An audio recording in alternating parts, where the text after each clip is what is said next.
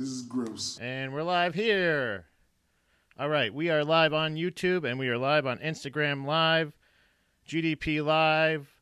A couple more times I'm going to say live, because that's what we are, baby. At Baby Mermaid Productions on Instagram. You can go in there, pound off in the chat. Ask to join in on the audio if you'd like, anytime, every Monday, Wednesday, and Friday, as you can see here. Every Monday, Wednesday, and Friday, you can come on and join on IGLive here at Baby Mermaids Productions on Instagram. Follow me there for awesome content. I'll let you know when the stream's coming up, obviously, and you can see me eating various tacos and or pizza, and my cats probably a lot of times. You know what I mean? There's not a lot of pictures of me. I try to keep it production-wise, so you'll see a lot of the shows that we feature here on YouTube, on the IG Instagram as well. Maybe some clips from some of the shows, some of the best ofs of some of the shows that are actually going to be new episodes out this week. Proper Ebonics. Brand new Proper Ebonics came out Sunday. Check that one out. That one is Emotional Bandwidth on the playlist. Check that one out. That's the most recent episode. Hilarious episode. The guys talk about barbershops a lot. And I didn't realize, I guess, the difficulty, because I shared in the episode with them via chat on Zoom, the fact that I basically the majority of haircuts I've ever gotten were in their kitchen haircuts. My mom did them a lot of times in the kitchen. She would help me out, and she would basically, a lot of times it was all the same length, shave my head kind of things. You know what I mean? Like, it wasn't a lot of like, oh, I'm going to layer it or anything. Like, I learned about layering after I met Dom. And that's the thing. My mom's not a hairdresser. It's not her, like, she's not meant to or anything like that. I literally had like the lowest bar for haircuts. It's usually same length, all short or all long. That's it. Those are usually the two options for me. That's it. So I'm fine with it. Kitchen haircuts, but I didn't realize how much how much attention was paid to eyebrows a lot of times. Again, a lot of the we picked at random. I was just scrolling through through our playlist, or not our playlist, but our whatchamacallit, list on a hold on, let me take this off there. I was scrolling through our my list on Netflix. My queue. What the fuck am I talking about? Why can't I think of words? It's Monday. I'm on my third cup of coffee right now, as per usual. Per the 11 a.m. hour, I am usually on my third cup of coffee, so I'm fucking zooted, bro. All right. No, we were watching. I just flipped through. Like, I just kind of kept going, like on the Apple, iPad or Apple TV remote, scrolling through, and Dom just said stop. We ended up stopping on Queer Eye for a Straight Guy, which is a show that we love. I love shows that make me cry. The Voice, Queer Eye for a Straight Guy, or actually now it's just Queer Eye, I believe, or whatever it is on Netflix. Whatever the Netflix original name is for it, I love that version. You got your Jonathan, you got your Tan, you got your Anthony. I don't know all their names. Chris William, shout out, former co-host of Buddha Boys, knows, I believe, all their names, and he has a list of most to least fuckable for him personally, so, which is not weird at all. It's very progressive, but we just flipped through and we stopped on that, and we were rewatching it, and I forget why exactly. Oh, it's basically that show kind of points out I like it, but it is definitely damning evidence for very damning evidence for the proof that to prove the fact that I am a lot of times just a stereotypical, like, kind of a loser guy, like, as far as like when it comes to like fashion. I mean, a lot of the things that they're saying, and that these the hosts, these wonderful gay men, are gasping at. A lot of the facts that they're sharing are like, you groom that way, you whatever it may be, you like if I were to tell them I've never paid for a haircut, I mean, I have a couple times because of the show. Like, I learned things from from The Voice, again, the other show that makes me cry. I oftentimes add songs to playlists, and I was like, holy shit, that song's amazing.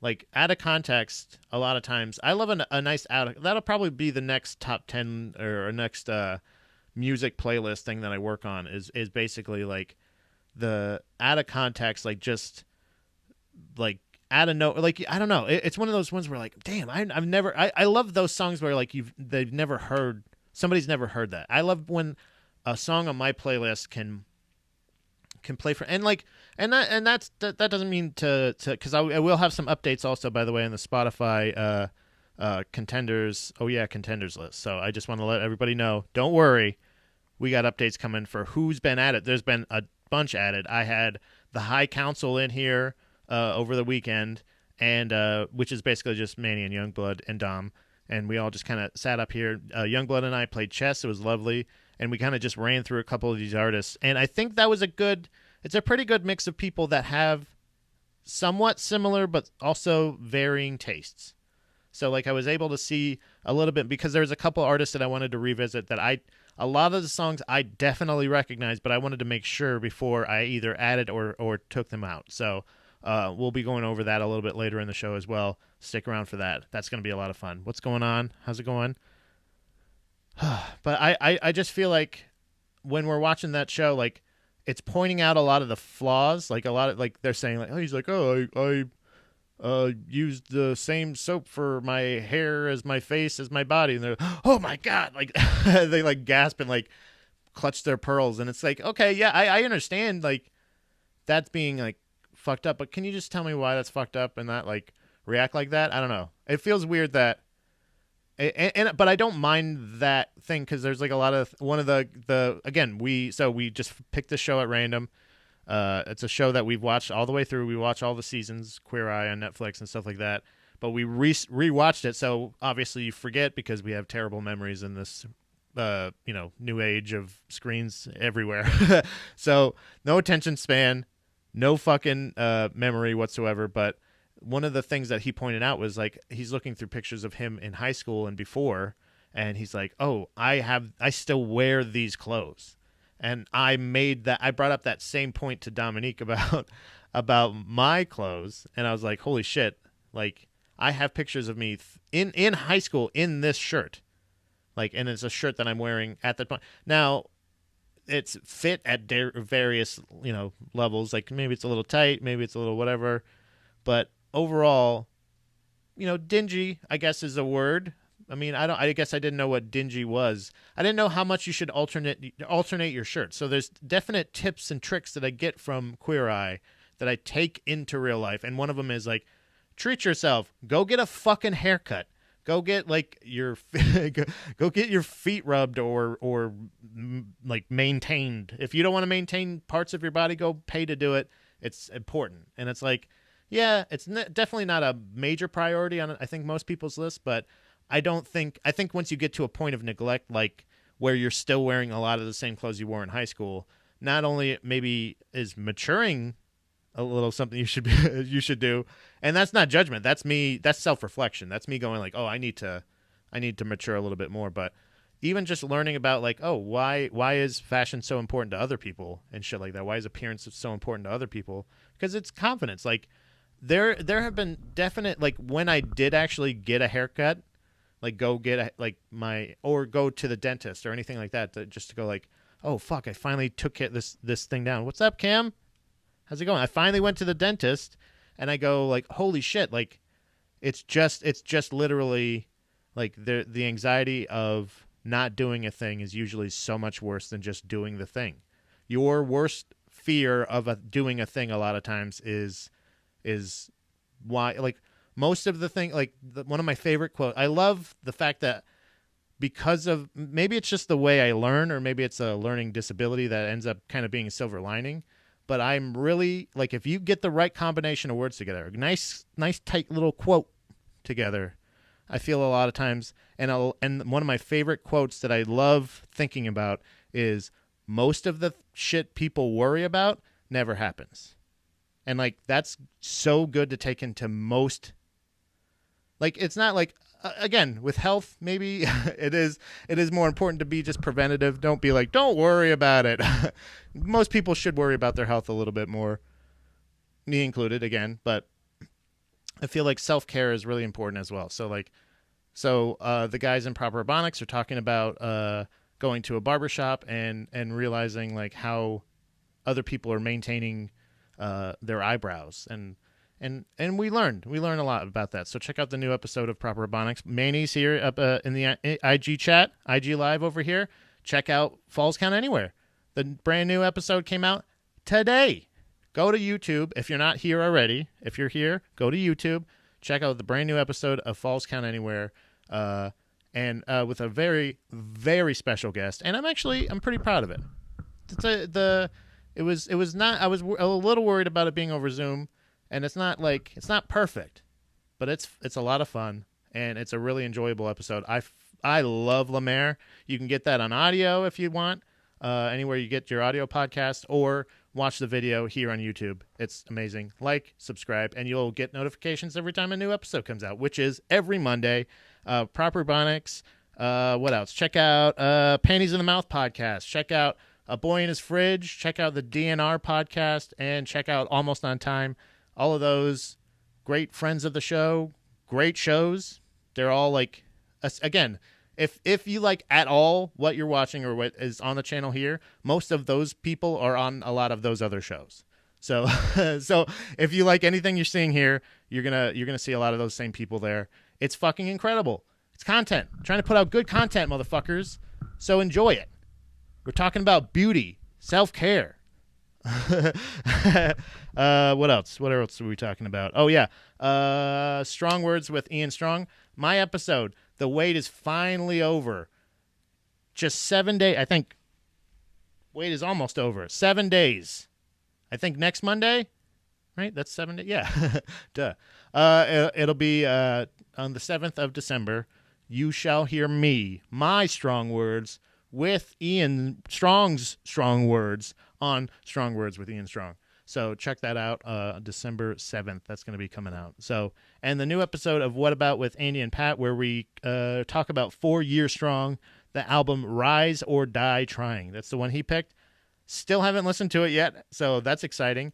I usually try to listen to it a couple times before, and then usually right before we stream. We should be streaming this Sunday. I believe it's 6 o'clock, but look for both of our social media, and you'll see when that's going to happen. So, self-care. Check it out. What else was I talking about? We were talking about... Oh, yeah. Proper Ebonics.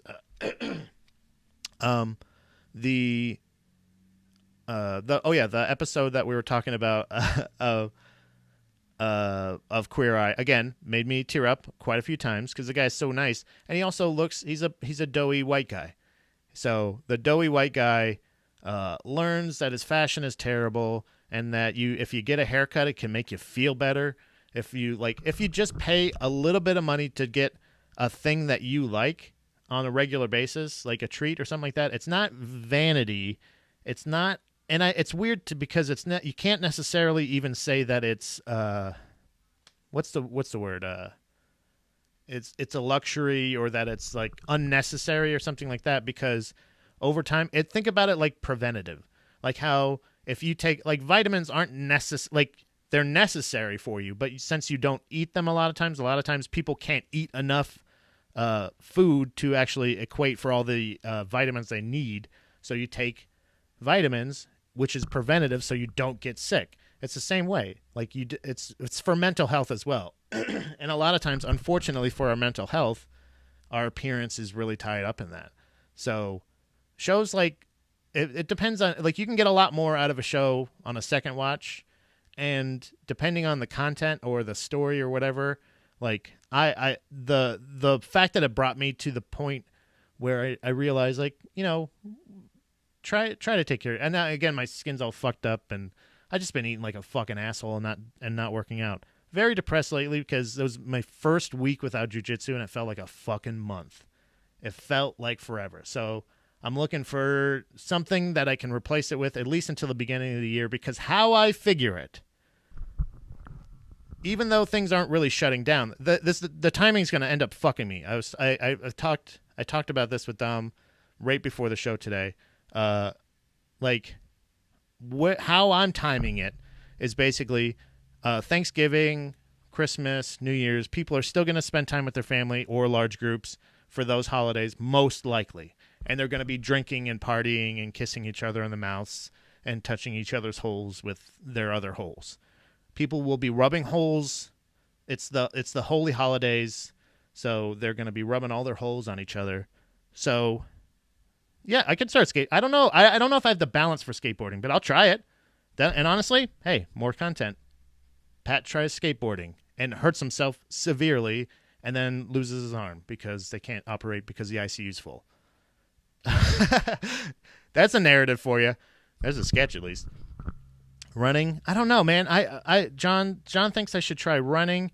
Can't cancel the open road. That's actually great. That's a really good point. I kind of miss golfing. To tell you the honest truth, John, I really do miss going out on the golf course because that's like the perfect amount of exercise. I love jiu-jitsu. I like challenging myself, but for like an hour. If I'm going to do a thing for a long time, I want to stretch it. I want to I want to stretch it out as much as possible. I don't know. But no, I'm totally up for that, Manny. Is there a board that you would have that... I mean, I could buy a board, I guess. I don't know how much they are, really, but I want to... So I'll run to Manny's house, and then we'll go skateboarding, and then I'll die, I guess. I don't know. No, I'll get down here, and let's get... Yeah, that's easy. Oh, okay, yeah. I'll just drive just a couple hours to John's house so we can play golf. I was thinking maybe we'll meet in the middle. We'll go to a driving range. How about that? We can do that. But the... Okay, so he has... All right, so if you don't mind loaning me, or I can buy one of those spare decks from you, I would love to try skateboarding. Maybe I'll try that out. Something active and challenging. Chess has been a really cool thing. Like I said earlier, I teased this a little bit earlier in the show. We went over a couple of more of the artists in the Spotify Oh Yeah contenders, and we had the official. I dubbed us. I didn't run this past anybody in the room at the time, but I officially dubbed us the High Council, and we were. It was Dom, me, Youngblood, and Manny. And Manny was at the helm right here. He got to feel the power of the seat. Right? He got to feel how powerful it is to be at the helm of Baby Mermaid's production. He was in the captain's chair, baby. And I gave him a couple of the artists, and he went over the top 10, and also actually added. So this is why Manny is a definite resource as far as somebody that I go to with if I'm conflicted with any of the artists or any of the songs or any of the things on this list that I've been going to, that I've been trying to compile to make an accurate best of, like, who are the greatest artists, who are the GOATs truly.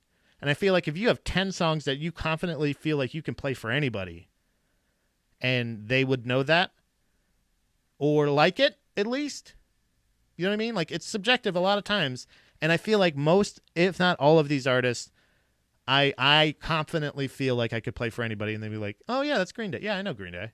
Yeah. Oh shit. Yeah. Oh, I know Green. Yeah. So I'm up for it. I'm down for it, and I'm all around for it. We had some slappy boppers this weekend. A lot of stuff that was slapping, and a lot of bops, and then some duds. So some of the... Hold on, I want to just update everybody on what we got. I have spare decks, skate golf, new Megasport. Boom. John is in here fucking innovating. IGLive. If you're missing this, follow at Baby Mermaid Productions on Instagram. Pound off in the comments because they're wilding here. This is crazy. Skate golf? Let's do it. I don't know how, would that be like skate, like polo? How do you do that? Do you just stand on because you still have to stand still, right? When you putt, do you have to like squat down or something, or do you have to be moving? Or, oh, here we go. I just figured it out. You set let's just brainstorm a little bit skate golf. Also, so we get the trademark too. I want to get the trademark here. Just so that everybody knows that officially on GDP Live here, John Montag officially trademark, copyright, and patent approved. Hold on, sorry. Youngblood pounding off on the fucking group chat. I feel like this is how we get the actual like evidence that we invented this and we figured this out. And I want your approval if this is again pending John's approval and Manny's apparently too, because he's on the council. Golf board partially got the idea. Damn it. Well, we got this. We can figure this out. All right. We set the ball up on the tee, and then your drive, like you have to like skate up. You have to like get the momentum to go up to it. You get, what is it? It's negative shots in golf, right? So like as many tricks as you can do on your way to the ball is negative strokes, right? Because this is going to be fucking hard. I'm planning for this to be very hard. This might be easier to try first. We could try skate disc golf.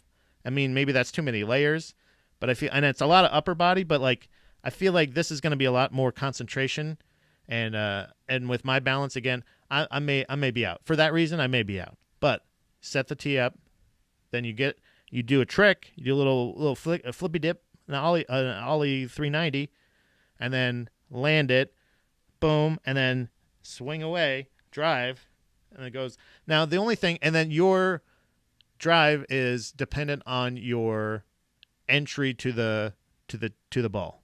Does that make sense? And then go from there. Same thing with putting or anything else. You're like, oh, he's on the approach. A little bit of grindage. Oh, and there, it's off. Oh, just short. Stuff like that. You know what I mean? Or do you hit it with the board? I don't know. We got to figure this out. I feel like there's something there. And then, honestly, then if we're going that route, then we're going skateboard-themed all sports fighting. I mean, it's right there. Like a medieval times, but like Bill and Ted's medieval times. And they just fight each other with skateboards and guitars. That's a little offshoot restaurant that I want somewhere in, if we can have that somewhere in there also. This episode has become Mermaid Tank. Yeah, hell yeah, Mermaid Tank. I think if I can get a lady like kind of floating around behind me. Oh, I mean, this works. This is fine. But I'd like a moving graphic if we can. If we're going to be on NBC. Jousting. Yeah, okay. They're on skateboards going at each other, and then they hit each other with guitars. I think that's really smart. Not smart, but like that's how I picture it. So it's not. So that's officially how you know it's not smart. I'm picturing it that way. but on a skateboard instead of horse, yeah, absolutely. We're right here, buddy. This is it. Or we get horses to ride skateboards. I mean, if we're just piling shit on each other. I think if anything that gets me busy and gets my mind thinking, you know what I mean? It gets my mind moving, like chess or somewhere where I have to think, how the fuck am I going to ride this horse when it's on 4 skateboards? It's impossible. It's going to be the hardest thing I think I've ever done. And I'm ready for it. I like a challenge. You know what I mean? I think I like that challenge a little bit more than just running, John, to be honest with you. But I'll give them both a shot. If there's a horse on skateboards, he's probably going to be pissed once he gets off those skateboards, so I'm going to have to run from him. So, I mean, I can implement all these. I'm just writing all these things down because I want to make sure that I remember horse on skateboards, running, golf, skateboarding, stuff like that. Yeah, we're recreating Jack. Yeah, John's got a really good point. Again, in the IG live comments, basically we're just recreating Jackass. We're just thinking, how can we get away with animal abuse and human abuse in the same vein, but you still feel worse for the human?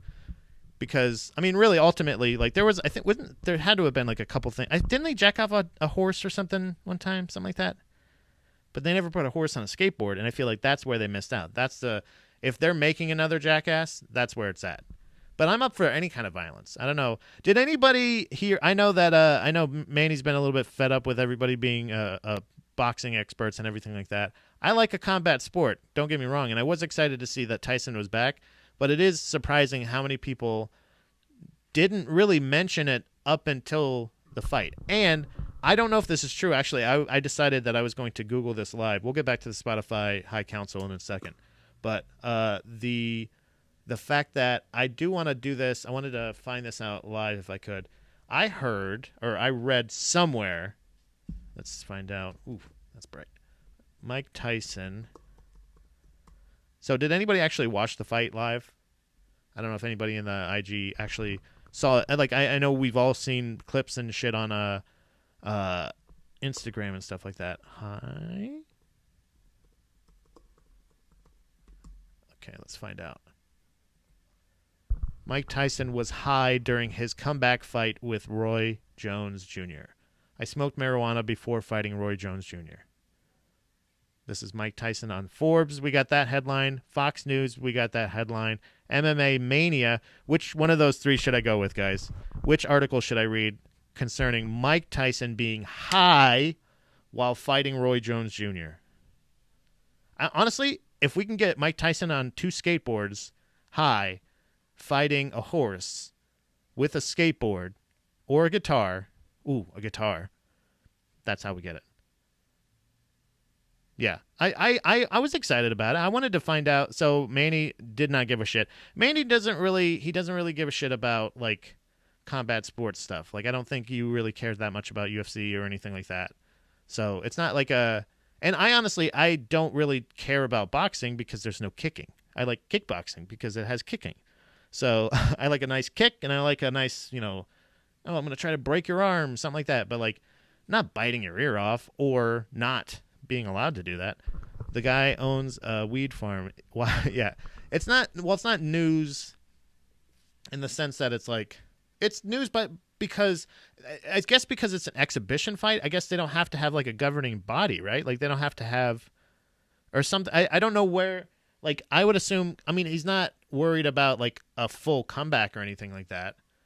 It says comeback fight with Roy Jones, but I don't think he's coming back to compete. I think he was just doing this is an exhibition game or exhibition fight. Sorry, not game. So like it doesn't really. I don't think it necessarily means anything.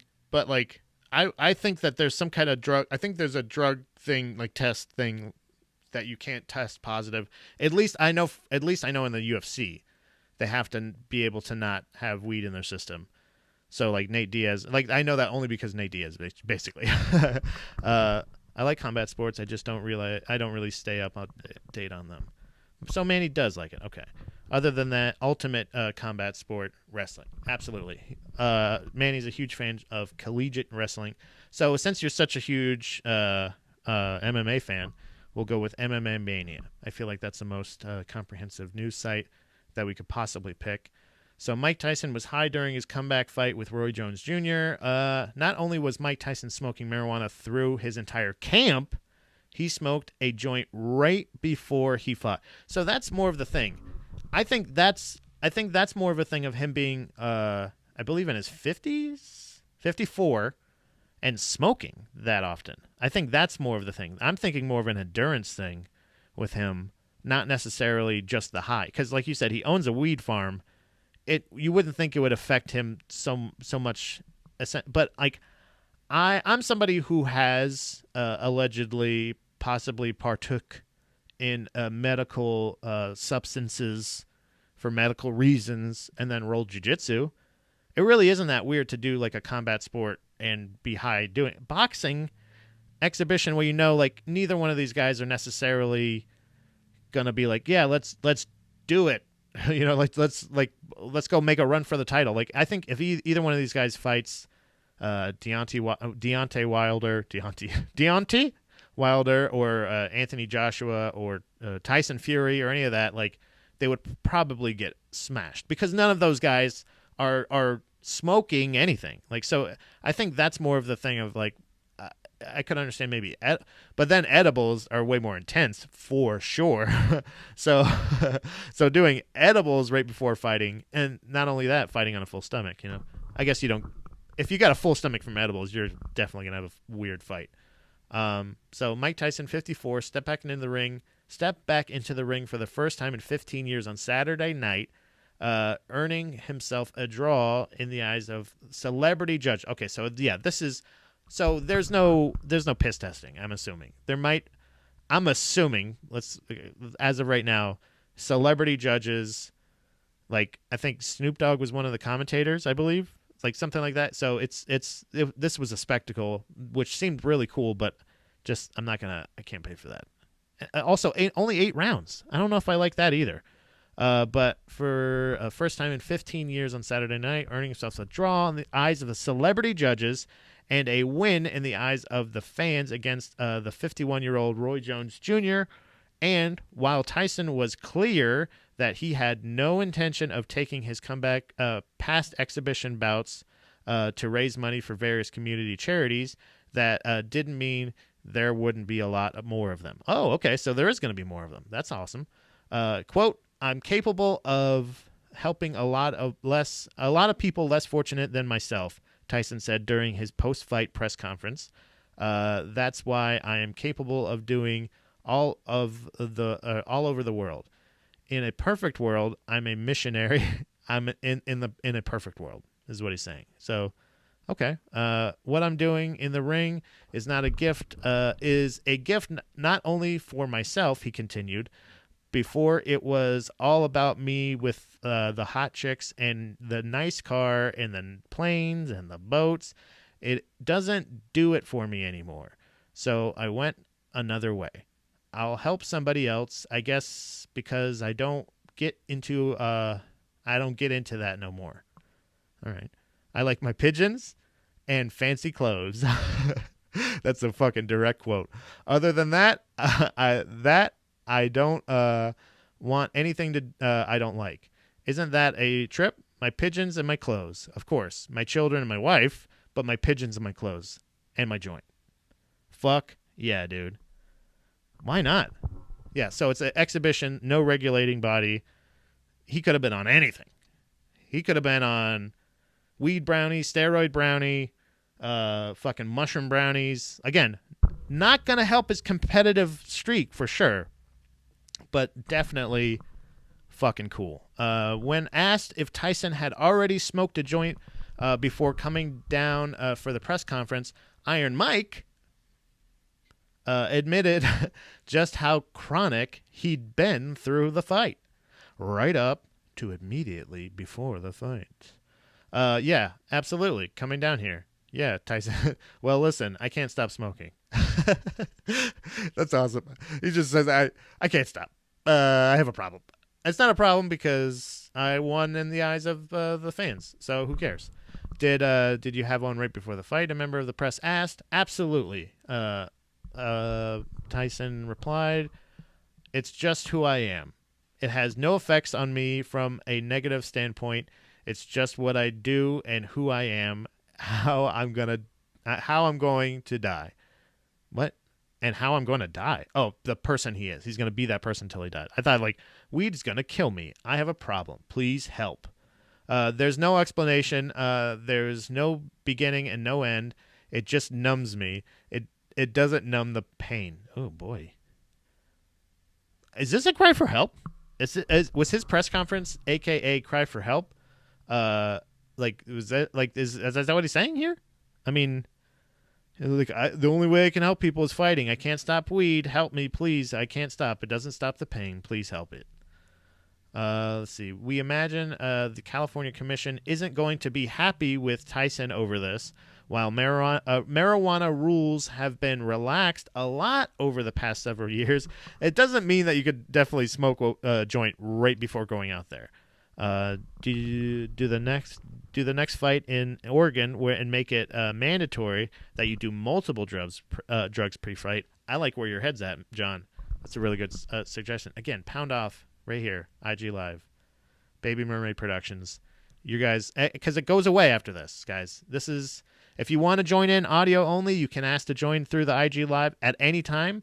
You can come on for a couple minutes, come on for the whole show. It doesn't matter. It does, or you can just pound off in the comments. Either way, this video goes away. It never lives on ever. And then if you want to be on video here, just ask me and I can send you a Zoom link or whatever you want. So, but I think that I think there is a commission here. There looks like there is some kind of governing body, by the way, John. So I don't know, because that's the thing is, no matter, it's like how most jobs still can drug test and stuff like that, because it's like their personal preference or whatever. Even though it's legal, they're like, well, we don't want you to be high here, and it's like, well, duh. I would assume you don't want me to be high everywhere you are, or everywhere that I am for the job or anything like that. Especially if it's a driving job or not just talking in your caddick.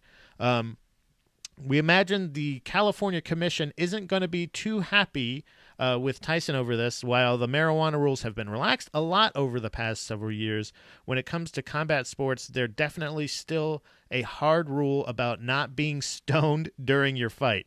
And with VADA conducting fight night testing for both Mike Tyson and Roy Jones Jr. results here, there's a good chance Mike's THC levels may be off the charts enough to land him in trouble. We doubt massive fines or suspensions are in the cards, but it may make it harder for him to get another license from the commission, unless, of course, Tyson figured out some way to get around the drug test, say by using a fake penis filled with someone else's urine. Jesus. Now, that would be some classic Iron Mike. What the fuck? That's weird. Did that happen before? Did he do that before? Is that why? There's a link here. I'm not going to click on that. I'm not going to click on a link a hyperlink that says penis or fake penis filled with someone else's urine. That doesn't sound like fun to me. Why are they testing them? Who cares that they're like 50? Yeah, I understand that. It's because I don't understand. Barstool does a fighting thing. They do Rough and Rowdy or something like that, right?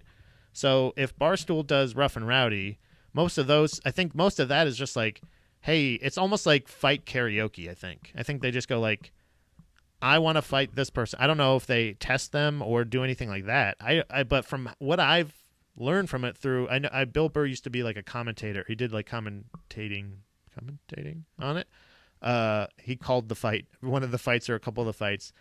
And for the most part, it's like, hey, it's Jimmy the mailman against like Frank, the beer delivery guy. You know, like it's not like they're not professional fighters, I don't believe, by any means. So, and then also that, like, not only that, but also like who is not Logan Paul, the other guy, fought the other guy, knocked that retired NBA player out, or is he retired? I don't know. I'm like Manny.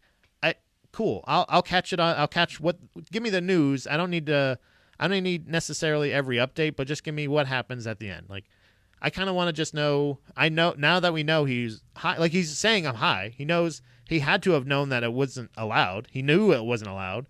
There must be. It's almost like when I feel like when Trump is doing something like wrong or something like that, and people are like, you can't do that. That's illegal. And it's just like I feel like he figured something out and. I don't think it's going to be that easy. I don't think it's going to be like, well, the thing he did is illegal, so he's going to go to jail. Like, no matter what. And it's like, I don't think he acts like that. I don't think he would do the thing initially unless he knew there was a way out. So, like, but I'm saying a guy who says the two most important things to me are my pigeons and my clothes is reasonably deciding to and again, smoking is the biggest issue that I have with that. The fact that he was smoking would affect, even if he's only going 8 rounds, those are are they 4-minute rounds or 2-minute rounds? Are they going to suspend Mike Tyson? Yeah, they can't. It doesn't. Well, I think if what they're saying is basically like he's not going to get punished for it, but he just won't be able to get a license again. So that's what it seems like they're going to be doing is like they're going to have him getting where like what he's saying is I want to have a lot of these exhibition fights so I can just get I think all of the money that is being made on the thing is actually that his portion of the money or whatever is all going to charity. So it's like he's not actually he makes so much money on his weed farm from selling and smoking weed, I guess. He has a fucking podcast, all this other shit. Like that's something that he can make money off of. That he does. It's almost like the Jay Leno thing where he like has his Tonight Show money and then he has his stand-up money or whatever. I think he has his weed money and now he wanted to have his fight money where you can just be like, there you go. I'll give it all away to a good cause, which is great. And and that's maybe that was his thought process. Again, we're speculating about a potentially unstable person, at least with somebody with a unstable past. Not necessarily in the recent years, but an unstable past. At least during his fighting days. We'll say that, right? Maybe his thought process is like, I'm giving all the money to charity. So you're going to take money away from charity? I'm putting myself at risk because and maybe I'm partial. I truly do not understand the problem aside from smoking. But again, I don't think that if he was smoking Marlboros, would that be like you have to pass a physical to fight. So if you have to pass a physical to fight, and you have to, but I don't understand the mind altering part of how weed would, except for maybe slowing your reaction time down.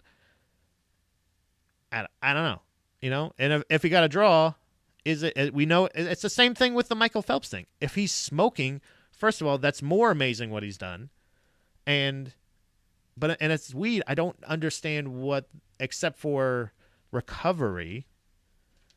But even then, it would be, again, smoking wouldn't be the best way to do that. So I don't know. I don't know if they're going to suspend him. They're just possibly going to not grant him more licenses.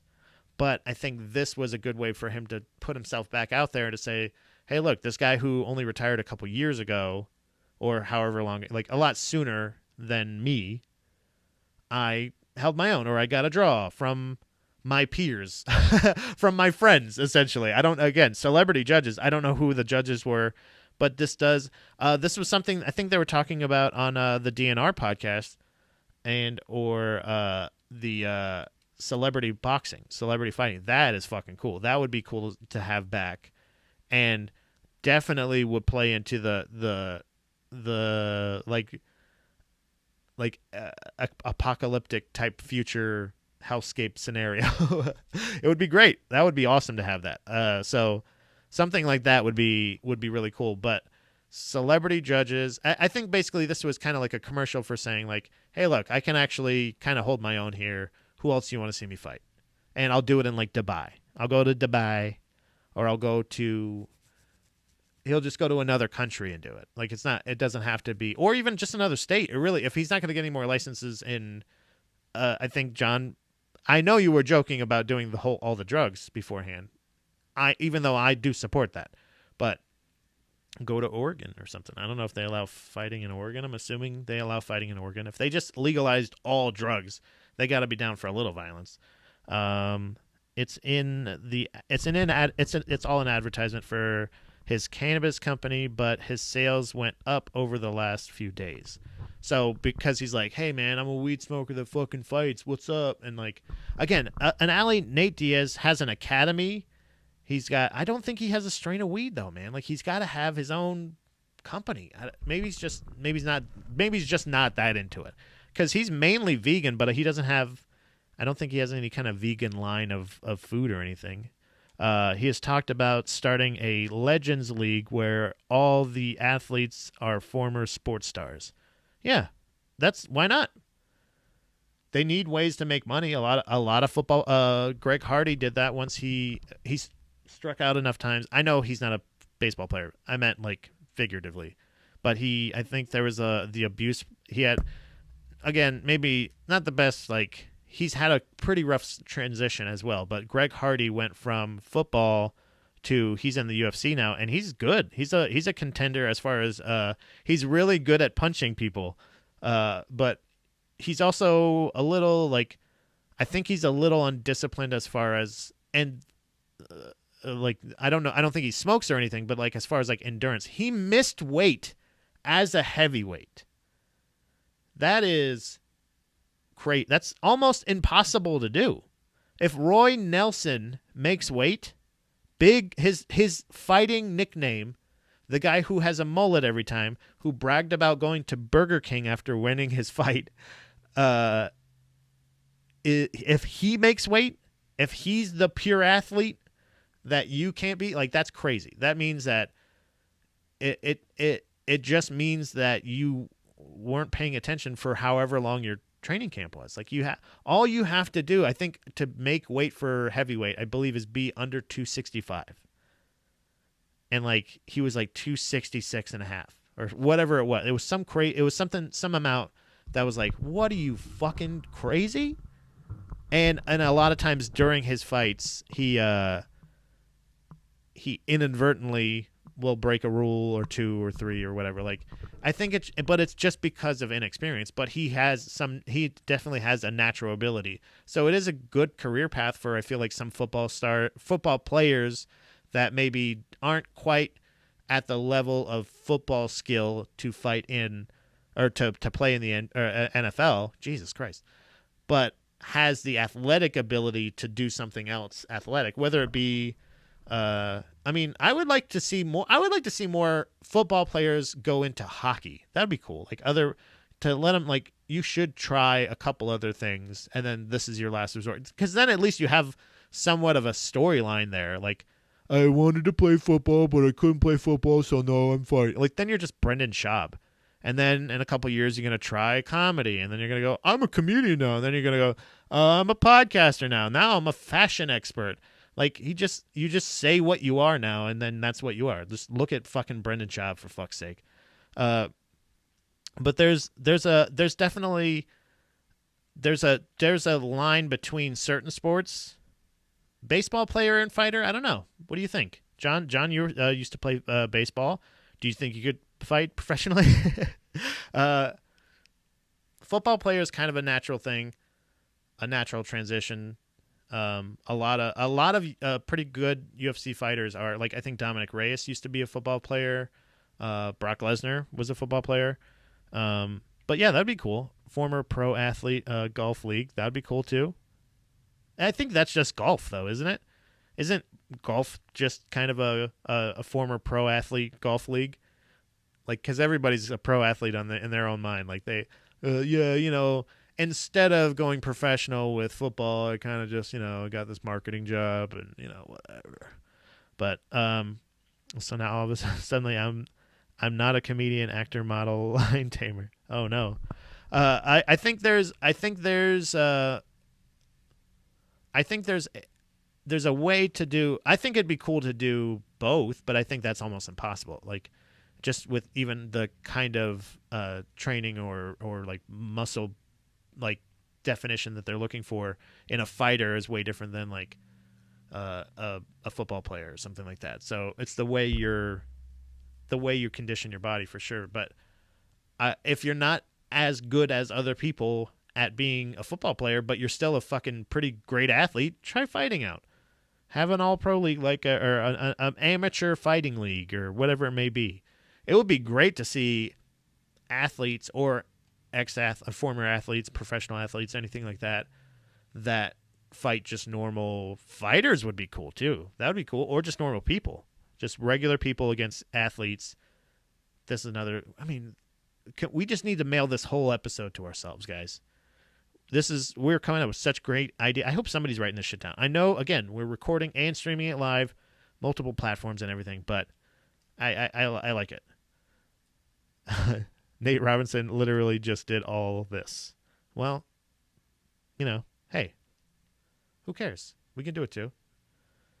I feel like I think everybody was just happy to see.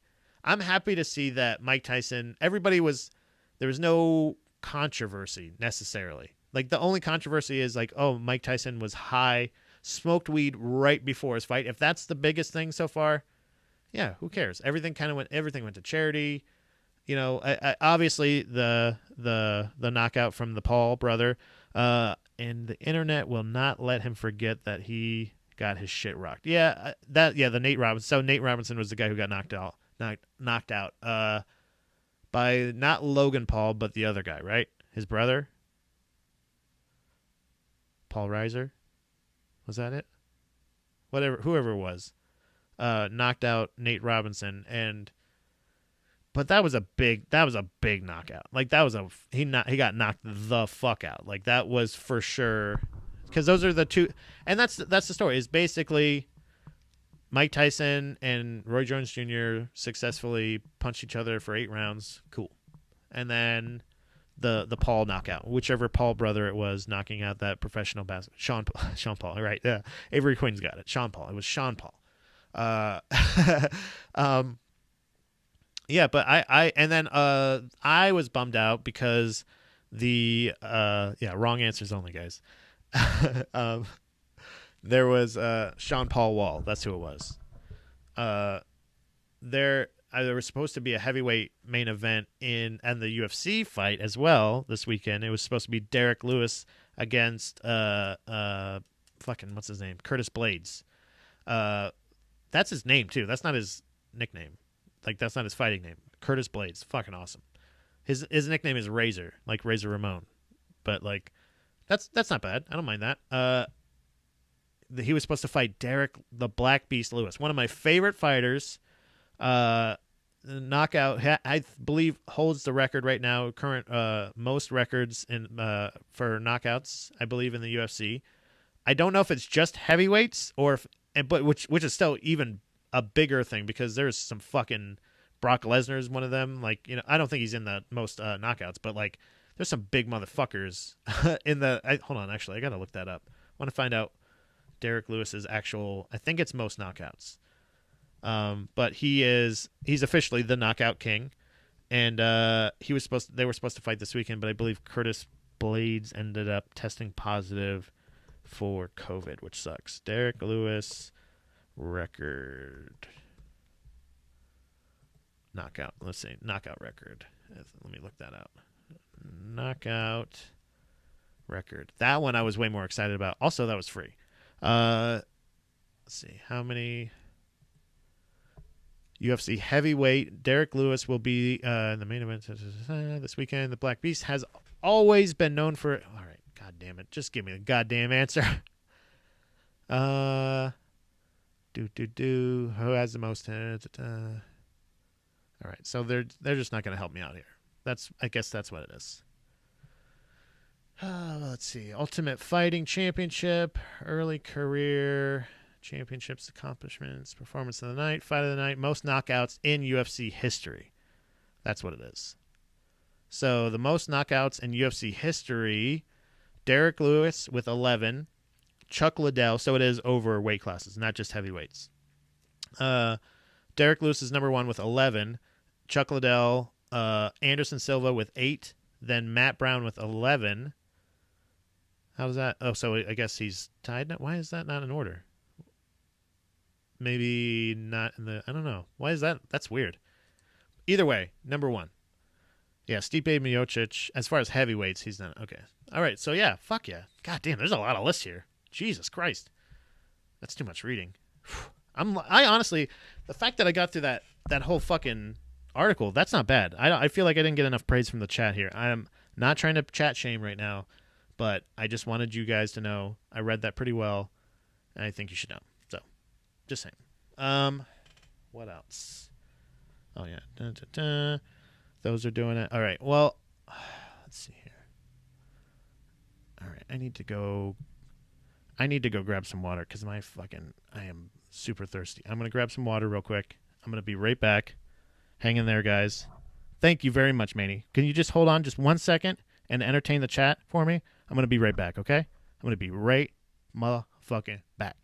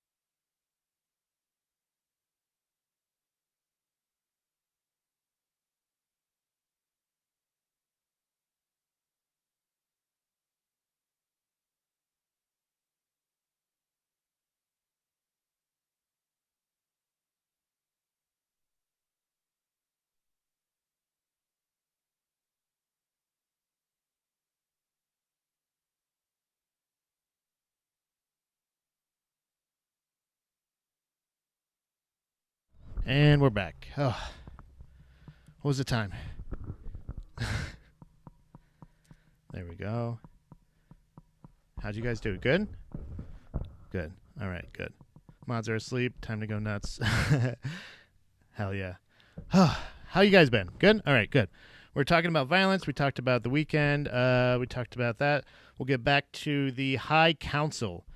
Oh, actually, since John's here, we got John Montag here. I want to just update it everybody real quick.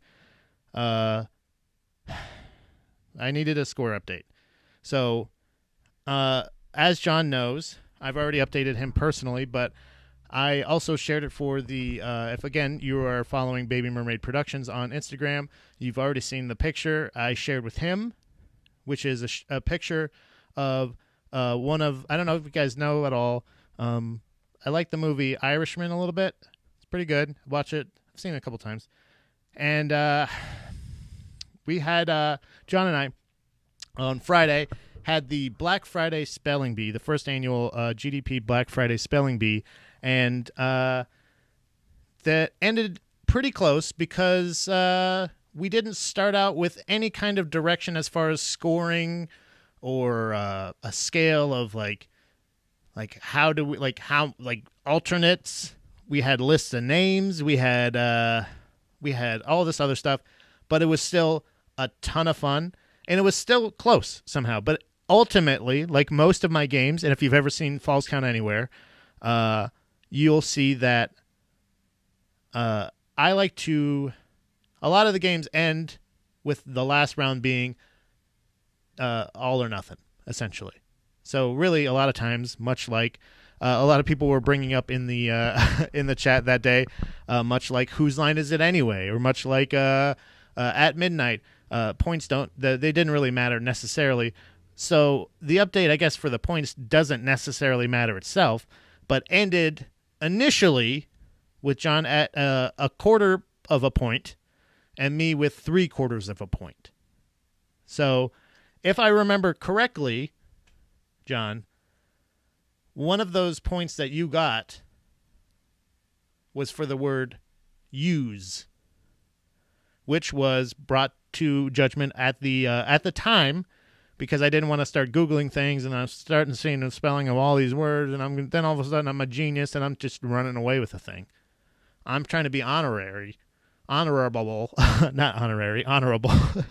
I'm trying to be honorary for my own, so I'm not even here participating whatsoever in my own competition. I was trying to be honorable and be a good guy and say, let's leave it up to the chat. The chat decided it was use, in which the way John had spelled it, which I believe at the time you were saying was YOU''S, the plural of you. So I was peeping on one of my favorite films, all right, and I noticed, John, I think you're wrong, because I like to, hold on a second. Also, who watches movies with subtitles on? My wife, thank you very much. You know, deaf people. You did, no, you received points for use. You got it. You got a point because it was on my list. And you got it right. It was brought to the chat, and the chat gave you points. So it's officially negative. John didn't get any points at all. He owes us some points.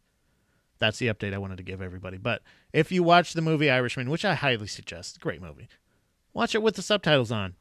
Tell me what your subtitles say. If they say YOU''S, then fine. I guess we'll have to reevaluate again, just for the record book's sake. Because either way, I'm taking the contest. But either way, I want it just to be official. I want it to be correct. You know what I mean? For history's sake. Because that's why it was. Everybody knew. I'm buzzing like a bee right now. What? Listen, you won. Are you just pouring salt in the damn wound? Yes. Look, just for history's sake. Just so that the Rickerberg show. I can spell apparently, but I can't talk right now. I'm either having a stroke or I'm just too hyped up about this because I won.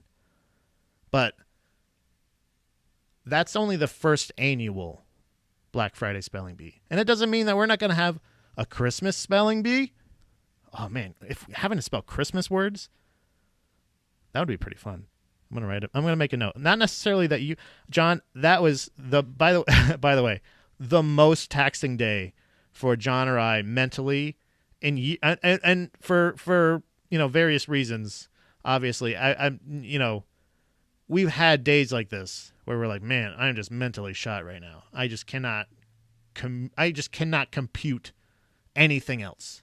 I have to take a break and just close my eyes and not do anything, or just watch a dumb sitcom or something like that. Like, we are. Oh, so you're in. You want to do it?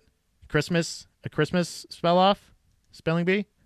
All right, where we spell Christmas. We're gonna have Christmas themed words. Christmas themed words. Christmas spelling bee.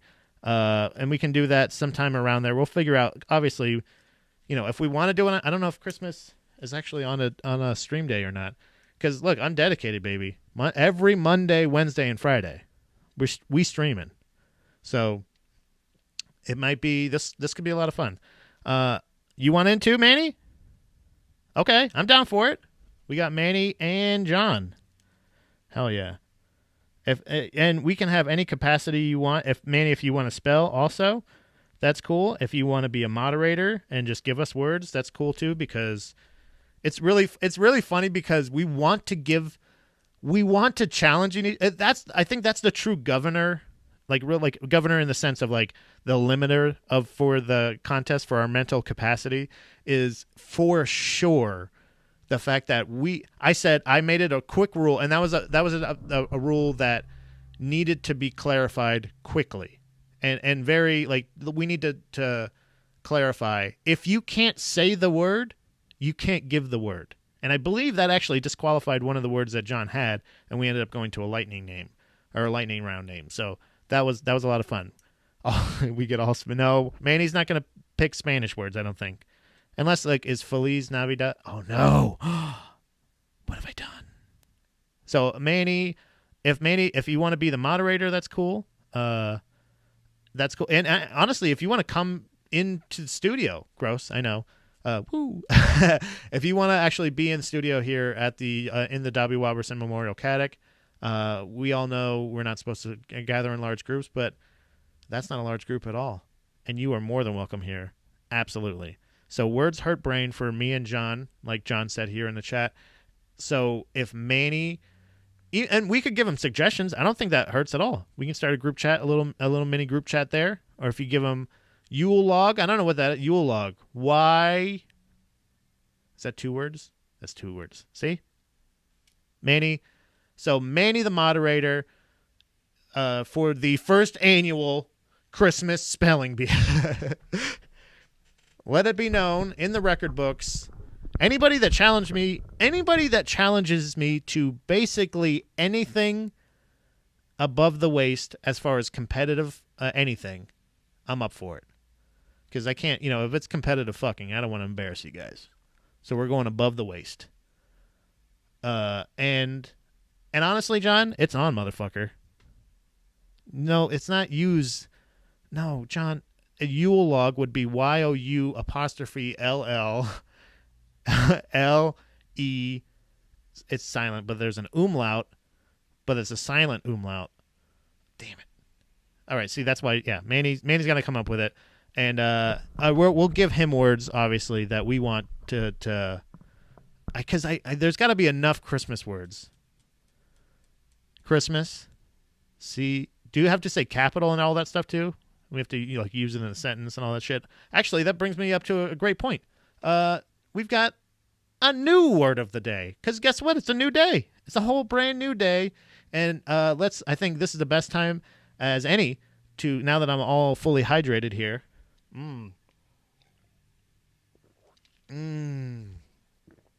Let's do Pat's word of the day. No music, just words. Today's word of the day. Gotta be honest with you. I'm just gonna say it exactly. It's it seems like it's gonna be like one of those words that like doesn't actually. I don't know. I'm just word shaming. What am I doing? Word shaming, isn't that complimenting or complaining? Word shaming. It's a Bathos. Bathos. Bathos? Bathos? Is it Bathos? I never know if this is a word that everybody does know. Because, again, if I can remind everybody, andragogy was a word that we all say that everybody has corrected me on so far. And they say, you mean androgyny? Like, no. That's how I tried to say it at first. I thought a couple of them these were some silent words here, or silent letters, and we're going to go silent words. I thought these were like, oh man, that reminds me. I tried to do this, the shittiest fucking joke one time. That reminded me early on. I tried to do a joke where, not even that early, I don't even think this might have been like a couple years ago, like a year or two ago. But I tried to do a joke. Again, I don't know time anymore because this year has been shot, but it's a couple years, whatever. From the before times, I remember trying to do, yeah, Jeff Bezos owns Amazon. That's right. That could be, maybe that's it. I don't know because no names. We can't do names. Sorry. But I tried to do this joke where I was like, oh yeah, I don't know a lot about silent letters, but I definitely have some silent numbers in my bank account. Or something like that. It was like some shitty somewhere. I don't know how I connected that somehow, but it was something about being illiterate by being like basically financially illiterate. And boy, oh boy, I don't know why that just reminded me of that. But there was so Bathos is the word. Sorry, and I'm gonna look up and let's see if that's actually the pronunciation. So it is Greek. I knew it was going to be a foreign word. I knew it was going to be. All of them are foreign words. Mid 17th century. That almost tripped me up. That got me down. It's especially okay. So in parentheses immediately, the sentence starts with parentheses. Especially in a literary work, or an effect. Wait, what? Oh my God. There's words in the definition that have like just roadblock. Immediate roadblock. Holy shit. Okay. Especially in a literary work, an effect of anticlimax created by an unintentional lapse in mood from the what the fuck is this? This is not a word of the day that I'm happy with. This is a word of the day that makes me very unhappy. I do not like this word.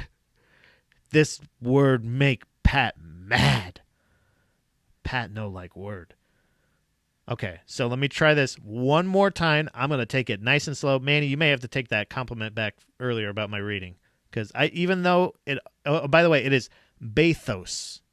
Baythos. Bathos. Related to Thanos. I don't know if you knew that. Especially in a literary work, Jesus, an effect of anticlimax created by an unintentional lapse in mood from the sublime to the trivial or ridiculous. What the fuck? What does that mean? Bad read. No, come on, Nanny. I don't need you. Like, don't tell me. Just take the good reading back. But it's okay. That was pretty good. That one. I'm gonna try that one more time. Bathos means especially in a literary work, an effect of anticlimax created by an unintentional lapse in mood from the sublime to the trivial or ridiculous. That did not define it for me. I don't. Yeah. Yeah, okay. Yeah, now we fixed it. Bathos. Well, see, that's changing the spelling and the definition. That's just a new word. But I do like that a lot better. Bathos from John Montague in the chat. John Montag said, Montague spelled. Bathos. B-A. It's Montague comedy, by the way. Bathos. B-A-Y or B-A-E-T-H-O-S. When your girl be acting up. Bathos. Yeah. I like that one. I like that better. But let me see it used in a couple sentences here. The ridiculous climax left everyone with a deep sense of bathos. I don't know, man.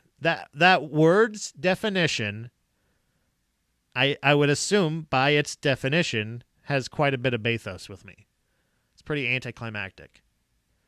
So, but in turns is satisfying because it ultimately lives up to its meaning by not being climactic and it just kind of being like, it just like anticlimactic is a cool way to say that. That's already a fun way to say that.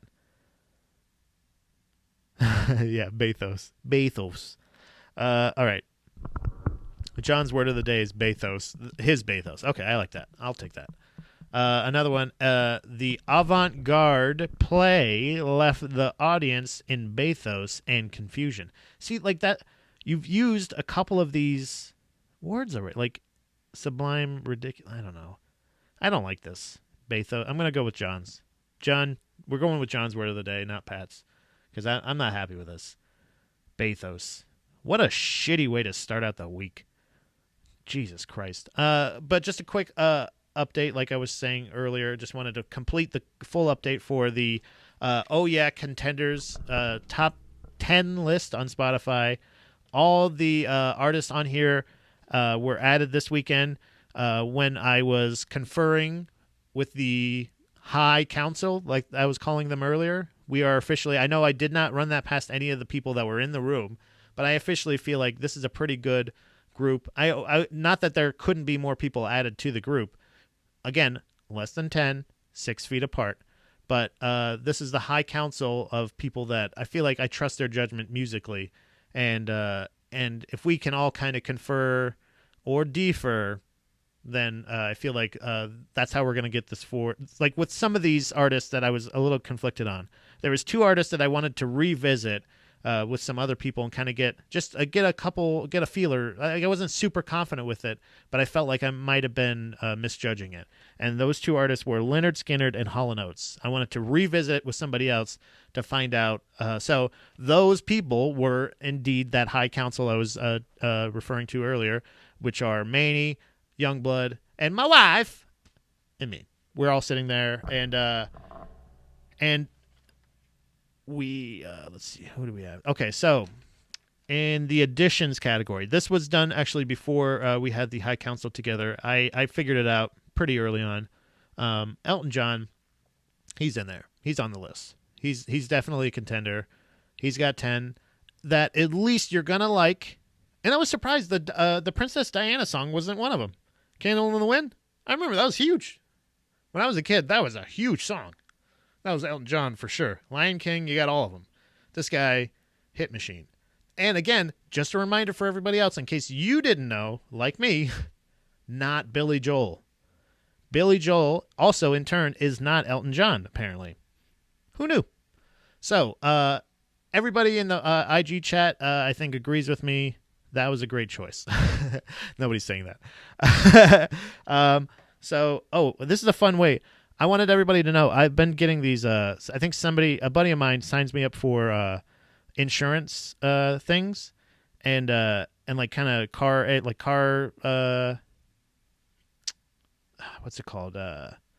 Like contests, like to win a car and stuff like that, and like these like, oh, you can get information about insurance and stuff. And so he adds me to all these things, so I get all these like not robocalls, even like literally just I had 7 fucking calls this morning. I put my phone down for like an hour and I picked it up, not even an hour, maybe half an hour, and picked it up and looked at it. I had 6 or 7 missed calls from these fucking people that are like, oh, so you signed up for insurance information you wanted to find out, we're here to help. 7 fucking calls. So I was in the middle of talking to Dominique, and I figured out a new way I'm going to handle that is I'll answer the call, and then I just kind of kept like smashing it on the stove. And then I would stop, and I could hear say something, and I just kept going. And then finally the call stopped. And I didn't get any more calls until just now. I was going to do it again. I was going to show it to you, but it took too long explaining it. So just a pointer for anybody. If you have too many telemarketers calling you or bill collectors or anything like that, sometimes answering it can just relieve that anxiety, and just smash your phone on something that's louder. Make sure you have an OtterBox or water, life-proof case, something like that. You don't want to smash it, but that's Pat's bill paying money management tip of the day. Annoy your creditors. So What was I talking about right before that? Oh, yeah, the contenders. We went over some of these artists. Elton John was one that I got taken care of before these guys got here, but we went through 5, it looks like, and we added one and immediately took it off. Or we added one and immediately it was we went over it immediately. It was added by Manny and then immediately gone over by Manny. But Michael Jackson, it was kind of right there. Michael Jackson absolutely added and then immediately confirmed added to the list. So I like to have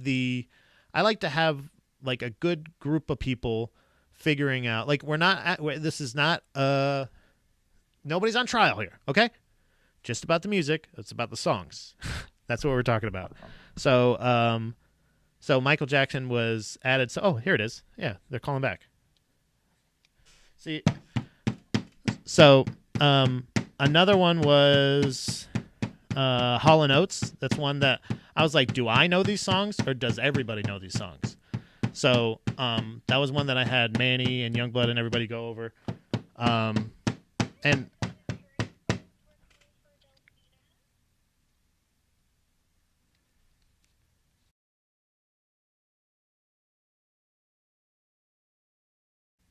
they have a bad connection. So I wanted to have like an outsider insight about, like, is it just me? Do I know these songs or does everybody know these songs?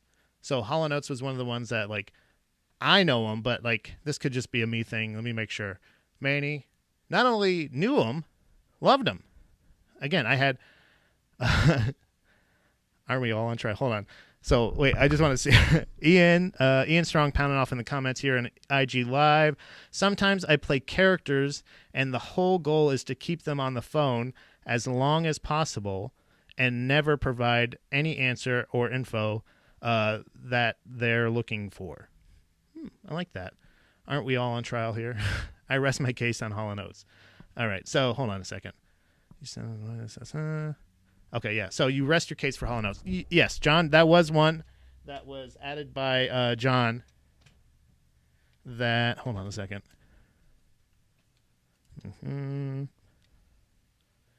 Just make a quick note. There we go. But there's a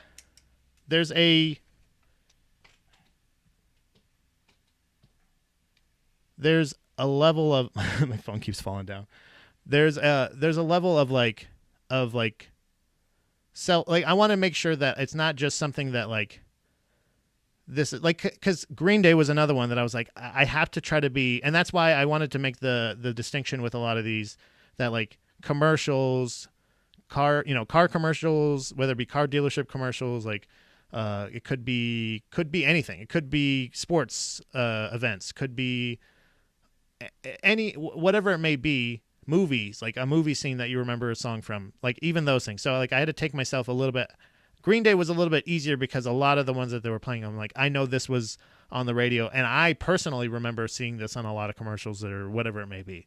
So Hall & Oates was one of them. Like, I don't know. And Leonard Skinner. So we went back over. We had Manny in the captain's seat right here, and he was going over a lot of the lists and was doing the same thing I was trying to do. Was like, okay, so by the name, I know this one, I know this one, and I know all these, and I know that those are relatively, that I would feel confident saying, like, you know the song, right? Yeah, you know the song. You wait to the chorus, and then you'll go, oh, yeah. That's why it's the oh, yeah contenders. But Leonard Skinner was another one that I was like, I know all these songs, but let me see, maybe Manny might not know these. So Manny's going, and Dom even didn't know a lot of those. So not every one of them, but again, a lot of these bands are super strong top fives, just not top tens. So Leonard Skinner was taken off the potential list. They have been eliminated, and I believe they were eliminated, and I think I finally came down on it. I don't know if I actually said it or not while they were here, so this might be breaking news for Manny, but I'm not going to add Usher because I feel like I may be the one person that doesn't, but it's not that I didn't. I guess I liked him. I don't know. I feel like I need to go right back. I need to try Usher again with a different group. Maybe, I don't know. Maybe I need an older group. I don't. Maybe I will bring it to the chat. I don't know. as of right now, I don't think Usher. I don't feel confident playing for 10 random people on this, like just picking any group of people or whatever it may be, playing them those 10 songs and them either recognizing them and or liking them, because there was quite a few that I was like, it's good. It wasn't, they weren't bad, but I wasn't like, yeah, that's good. Like, holy shit. So I don't know. And that, not 10, 5 maybe, but I don't know. Yeah. This game. Johnny Cash is a good one. I don't know if Johnny Cash has 10, but we can find out. We'll add Johnny Cash to the list, to the potential list. Johnny Cash. Who else? Eminem. Yeah, we got, actually, Manny added Eminem to the list on that day. We didn't actually get to go over it, and I didn't want to go over it with Manny because how excited Manny was about Eminem. So, like, I think there would be, I do want more artists on there besides just classic rock artists. So, because I think there are more people that could be on this list. I think Madonna might be on there. I think I'm going to add Madonna.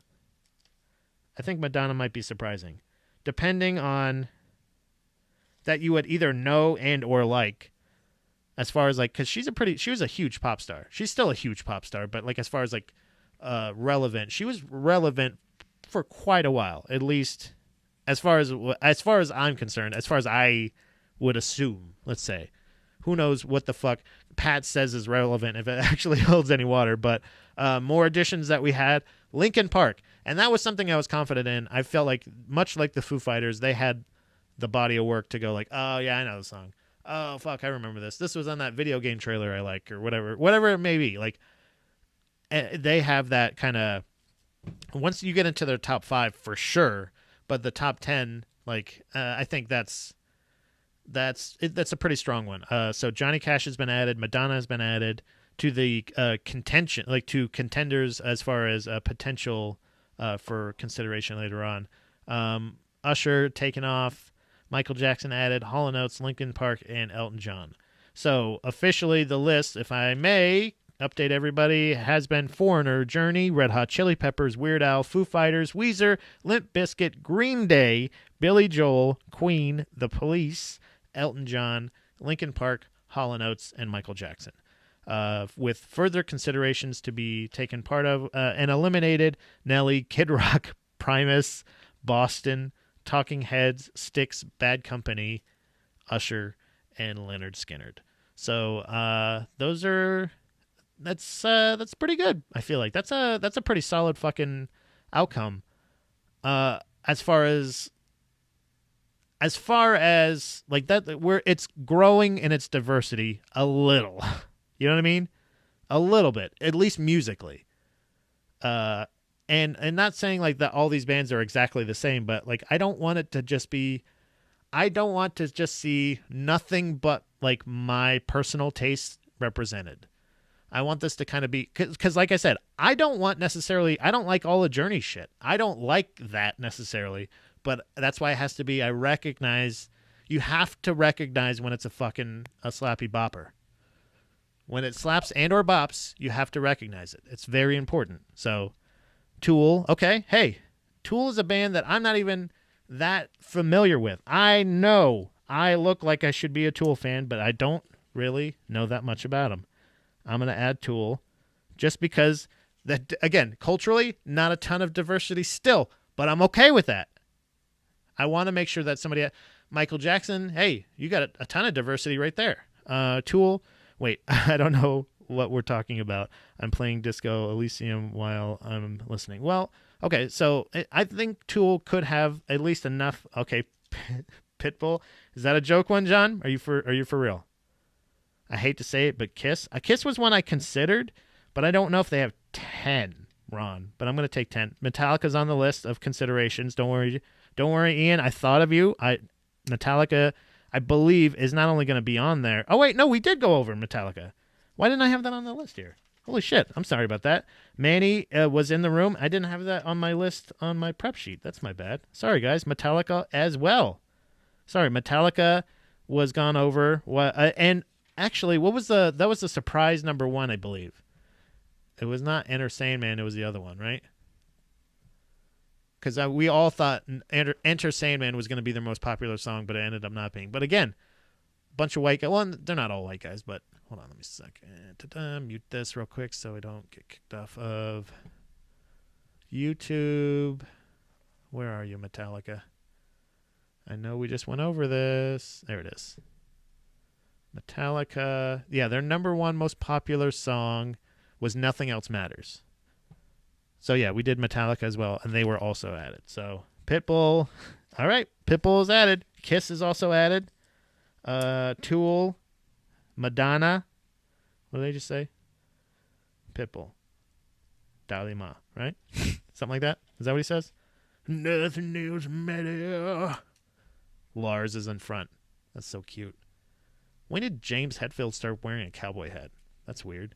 I mean, the handlebar mustache he's had the whole time, but now he's wearing a fucking hat like that. All right. Well, hey, Tool. I don't know if Tool will be on there.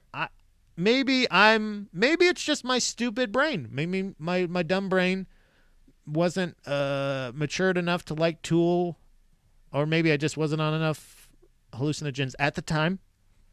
But I'll revisit them. They're up for consideration. I want different shit playing on my speakers besides the normal stuff. And surprisingly, a lot of the suggestions here are bands that I don't necessarily listen to. Like Pink is on here. I haven't listened. There's been some that I have been avoiding a little bit, and there was some that I definitely needed some counsel with. For sure, I needed to take up high counsel with everybody.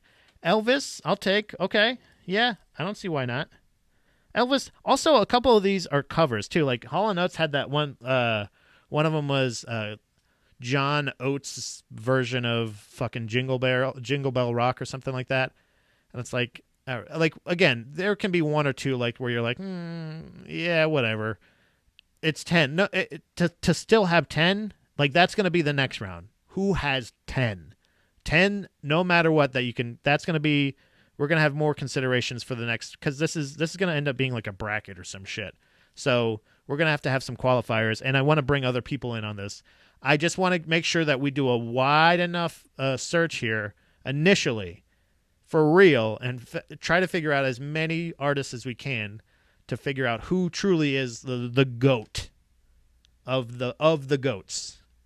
Because everybody wants a list. I want the super duper contenders. And that means 10 songs. 10 popular songs. Bon Jovi. I'll take a Bon Jovi. I don't think that's been added yet. No, holy shit. How is that not been added? Jovi. Are we doing a Van Halen? I think Bon Jovi, I think Van Halen. Right? Kind of same time period. Do you think they have 10? Let's find out. I feel like that's going to be one where I'm like, oh, fuck, yeah, this is actually pretty good. Who else do we have here? Bon Jovi. Yes, Bon Jovi a couple of times. Oh, spelling. Trust me, if there's a spelling problem. Oh, Bon Jovel. Okay, yeah. Sorry, I had no idea who we were talking about. Elvis has been added. Oh, wait, did I add Elvis? Yeah, Elvis has been added. Grimes, 9 Inch Nails, Tobacco. What is this? Tobacco? All right. Try those out. Why not? Grimes. Jesus Christ. I gotta fix my list here.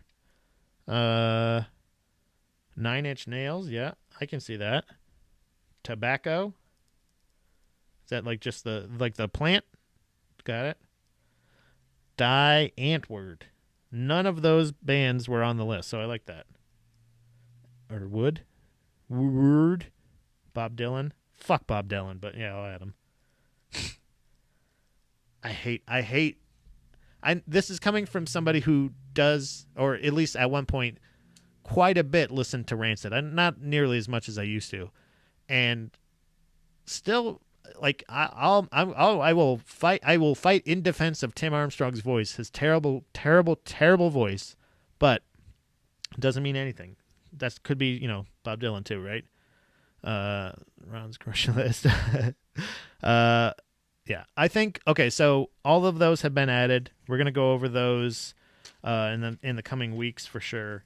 And I want to get like a big chunk of those out. I might actually just maybe I'll just go for a weird like long walk today. Try to figure out some more additions that I can add to this. So there was one last story that I wanted to talk about real quick, and it was from newscientist.com. That's right, I read New Scientist. I'm a pretty smart guy. This is it honestly, it got me with the headline, and it was one of those things where I want to try to be, like I said, I want to be better, not just read the headline and react to that, but I want to actually read the headline and read the story. This brings me back to my Buddha Boys days. Let's not just read headlines, guys. Let's read the story. Because that headline for the Mike Tyson thing there was the same headline 3 times, 3 different places, but like, why am I going to read about Mike Tyson smoking weed on Forbes.com? Like, what is that? We know he made a ton of money off of weed. That's the only reason they're talking about him there. What's up, Charles? How's it going, pal? What's up, Cupcake? But this headline caught me off. This caught my attention for sure. Can a law meant to protect Native American artifacts free the orca? Terrifying news, because again, if anybody, if you happen to get a chance, listen to old Buddha Boys episodes. I have a very, very strong fear that the orca is man's number one threat, because with global warming and water, what is it? What's it called? Tides rising. Yeah, the actual water levels rising, and basically the whole world possibly being underwater one day. Who's the number one killer in the ocean? The killer whale, the orca. So if we're freeing the ones that we've been mistreating and abusing for all these years, and we're going to be stuck in the water with them, it's going to be full-on war, and that's truly how the human race is extinct, from fucking orcas. Call it now. I mean, there's no way that you'll be able to check this, I don't think, while we're all out on sea when it's a water world scenario and we're all being destroyed by orcas.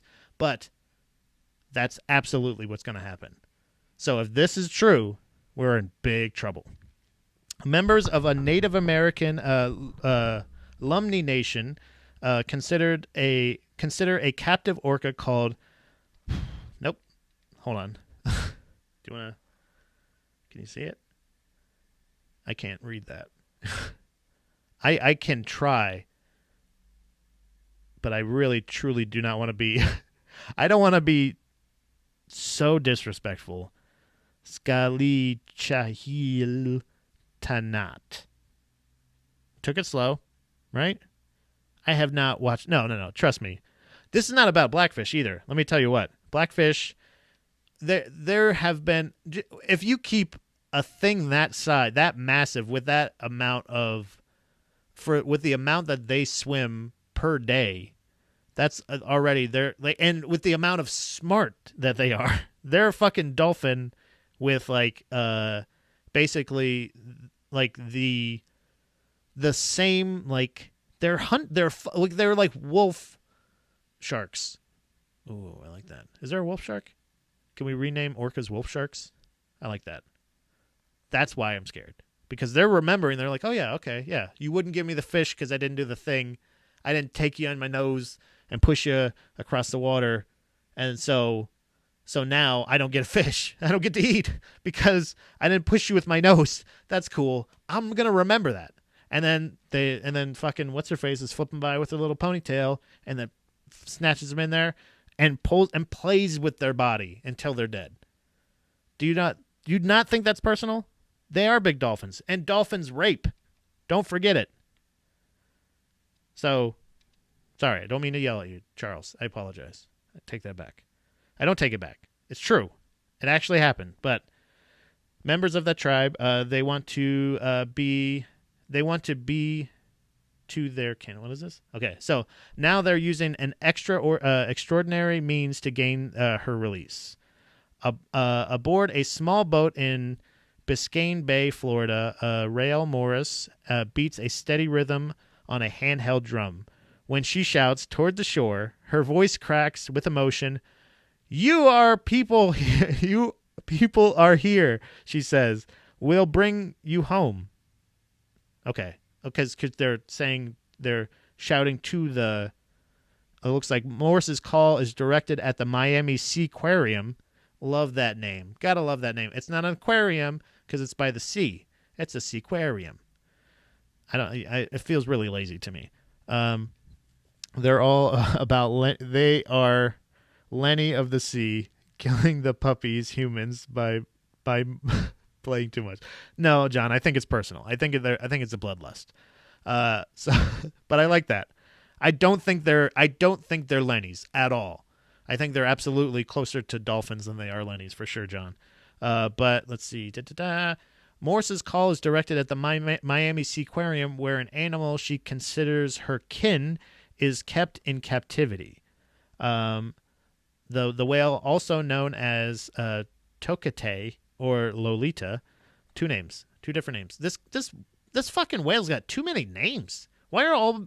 See, that's my thing. Is, to be honest with you, from what I've heard of whales, like how they speak, like, or orcas in general, like how they communicate, the noises they make, like out of all of these, doesn't sound like what they would say their name was.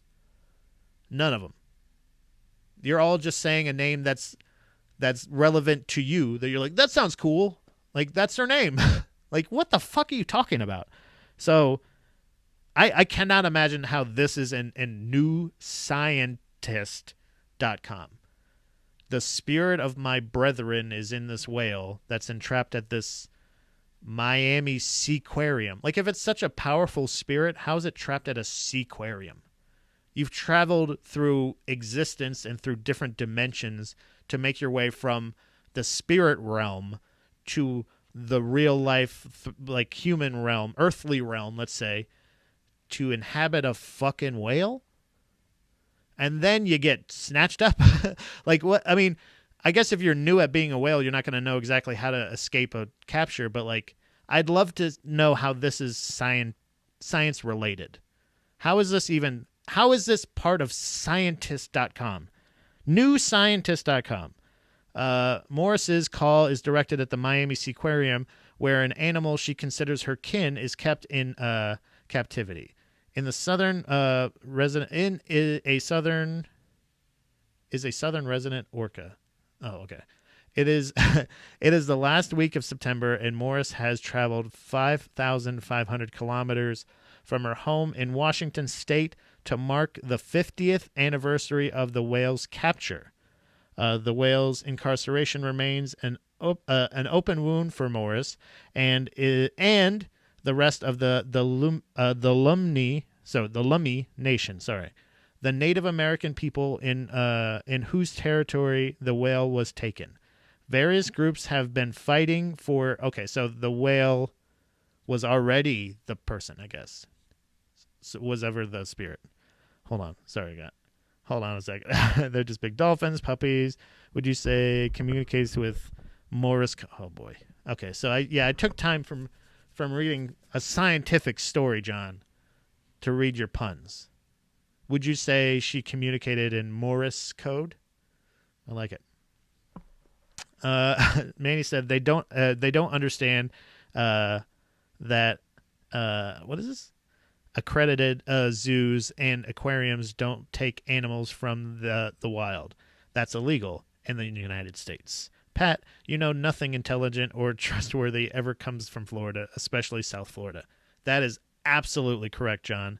Pounding off hard in the fucking IGLive. If you're missing it, guys, don't miss out on this, because this won't stay for long. These guys are pounding off hard, and I like it. I like it when you guys pound off hard. And guys, I love this too. I think I'm going to add this to the drops as well. When I was tasting you, brother, I found you to be not so bad at all.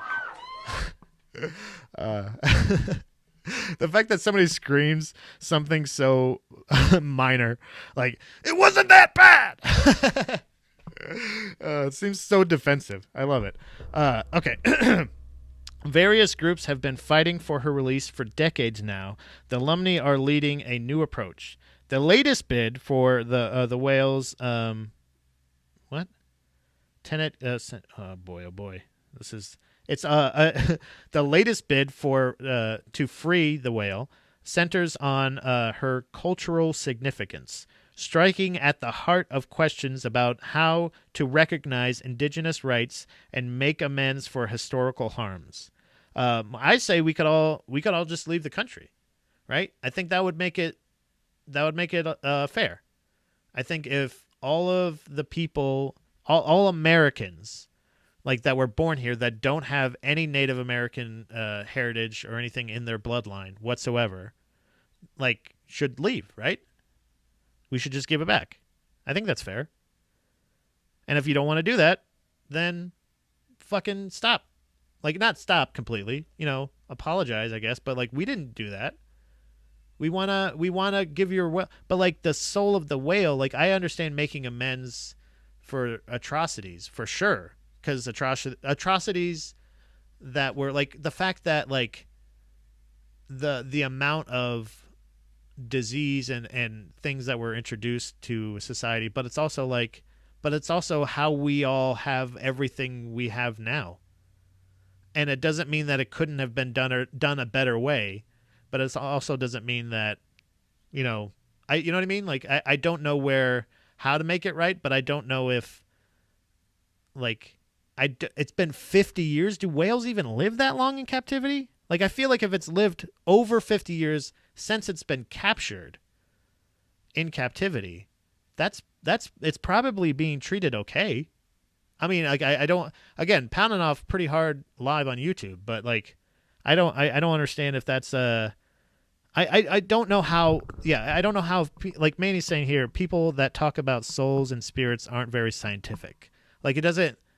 I don't understand like how this could be brought into law, as far as like, so you feel like this is the spirit of your ancestor, so we have to recognize that feeling as a fact. And I think that's the only time where I go like, I don't know if I want to introduce feelings into science like that. Like unless it's like, here's the science of why you feel the way you do. You know what I mean? Like, but everything becomes like, it all just becomes Neil deGrasse Tyson shitting on your point, ultimately, because they're going to say something you don't agree with, and then it should be no.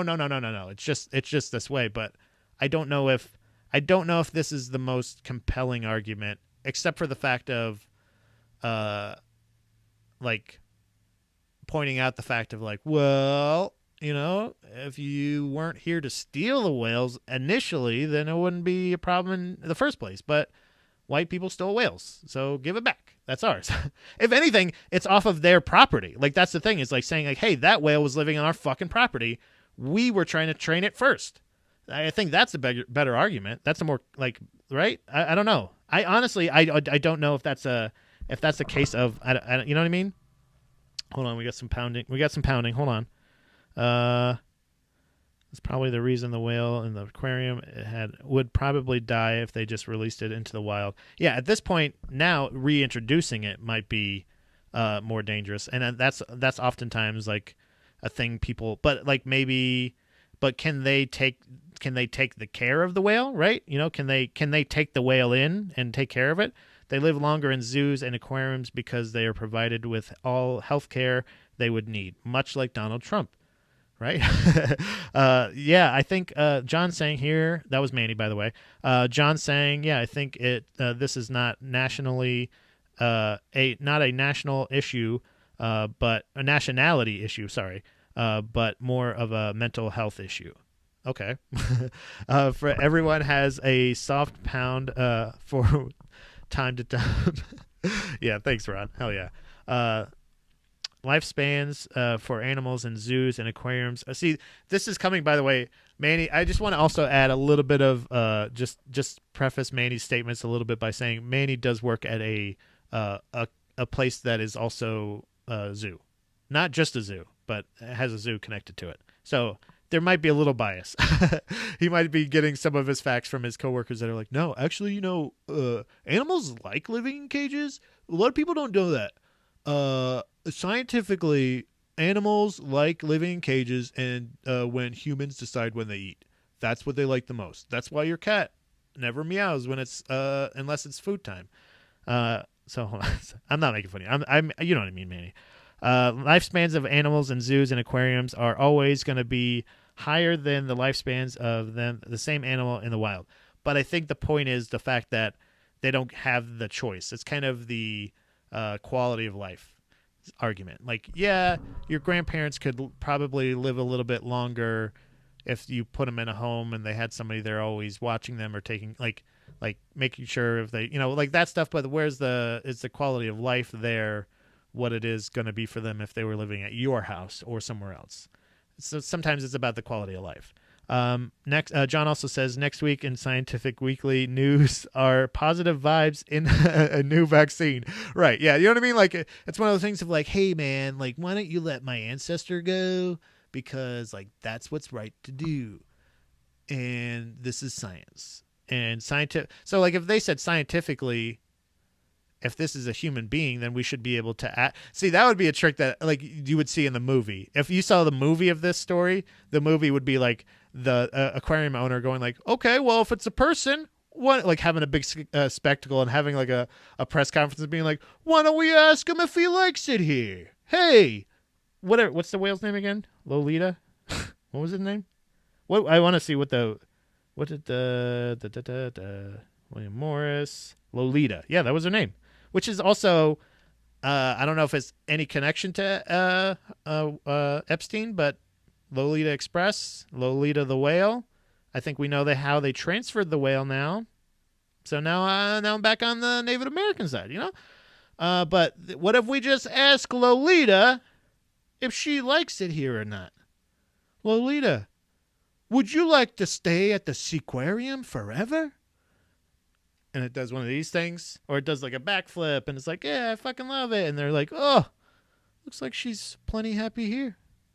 So take your drum and go back home. Thanks so much. You know what I mean? Like something like that. The Seaquarium owner is going to be played by John Taffer. Big fan of John Taffer. I don't know if he's accepted the role yet or not, but I'm going to pitch it to him. I'm writing this movie. Hold on, John. Sorry. Next week. Manny also says they always know where the food is coming from. That's true. That's nice, but it's also like, so do prisoners in jail. Never have to worry about predators or pollution or fresh water.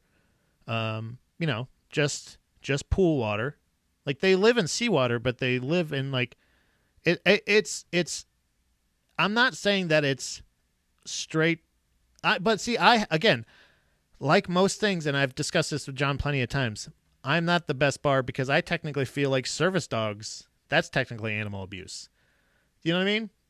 So I'm not necessarily, and I'm never so compelled that I should find myself on a whaling boat or on one of those boats that attack the whaling boats or something like that. I'm not one of those people that's going to protest. I want it to be known that to all the whales that are eventually going to take over the world, that I'm against this.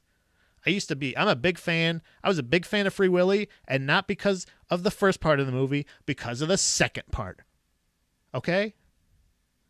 That whale, it's essentially the same story. Essentially what they're really trying to do in New Scientist Weekly, newscientist.com, is Free Willy this story. They're trying to free Willy, free Lolita, essentially, right? So, and they absolutely have to worry about pollution because they're in like this. They're in their own shit. They're in like it's all right there, right? I don't know. Chalk it up to oopsie daisy. Did the whale fuck kids? I don't think the whale fucked any kids, John, but I don't know.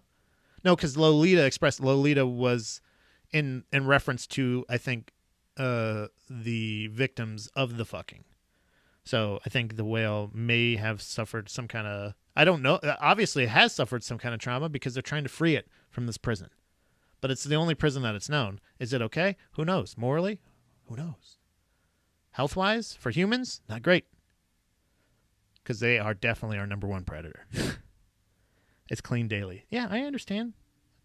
But hey, 6 hours of shit is still 6 hours of shit, even if they clean it after 6 hours. You got to time your shits now? That's prison. I feel like this is it's not saying, I'm just saying as far as the intelligence of the creature compared to the limitations it's facing.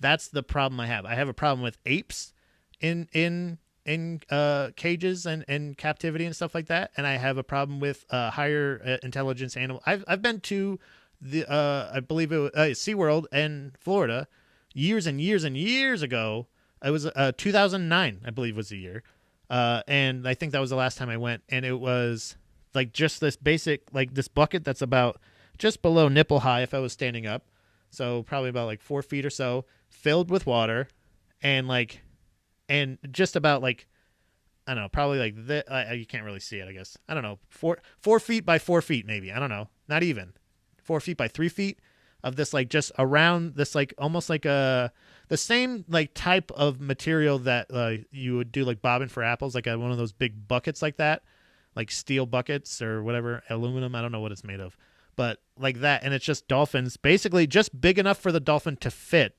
like swimming around in like a corral. And it's like, holy shit. Like that to me, that's the problem of like, and as somebody who grew up as like a huge like I love animals and stuff like that.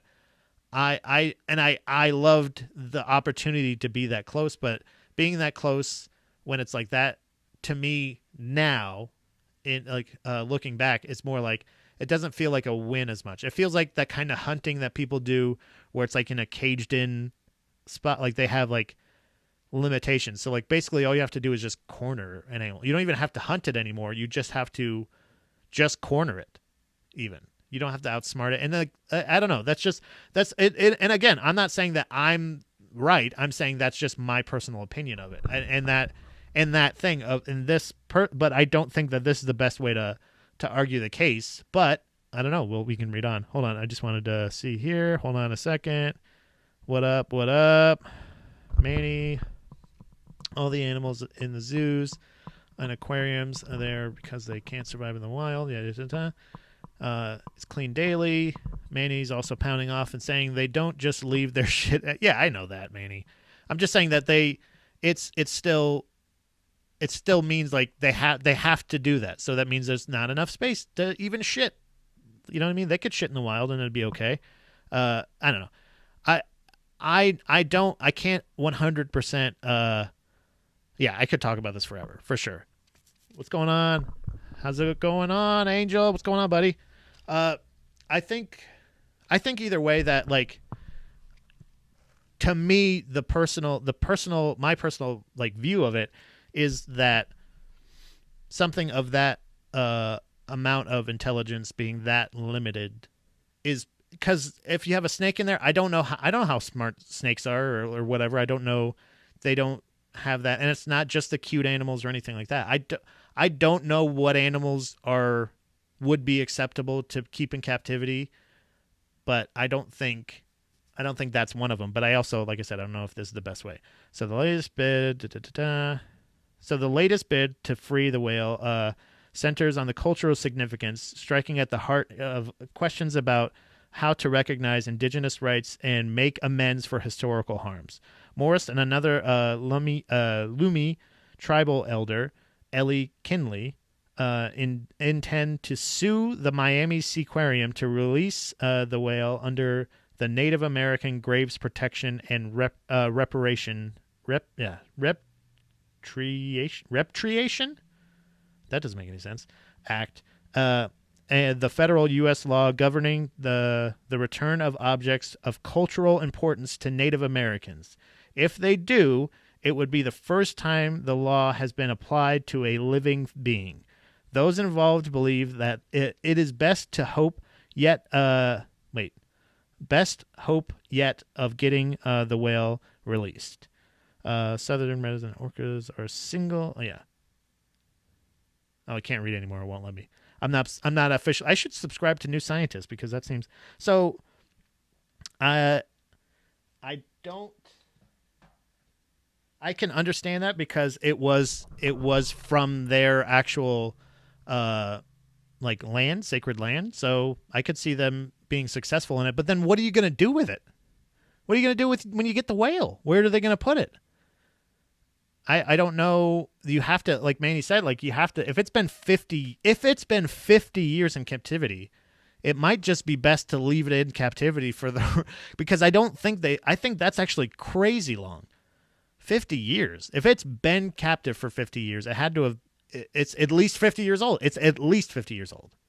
So that's an old ass whale. You can't just put it like go for it go. You're in. You know what I mean? I don't know. It's much bigger than a zookeeper working with. Exactly. Hold on. More pounding off. I like this. I like all the. We're gonna go a little late today. I don't mind going a little late. I want to go full 2 hours, maybe a little bit over.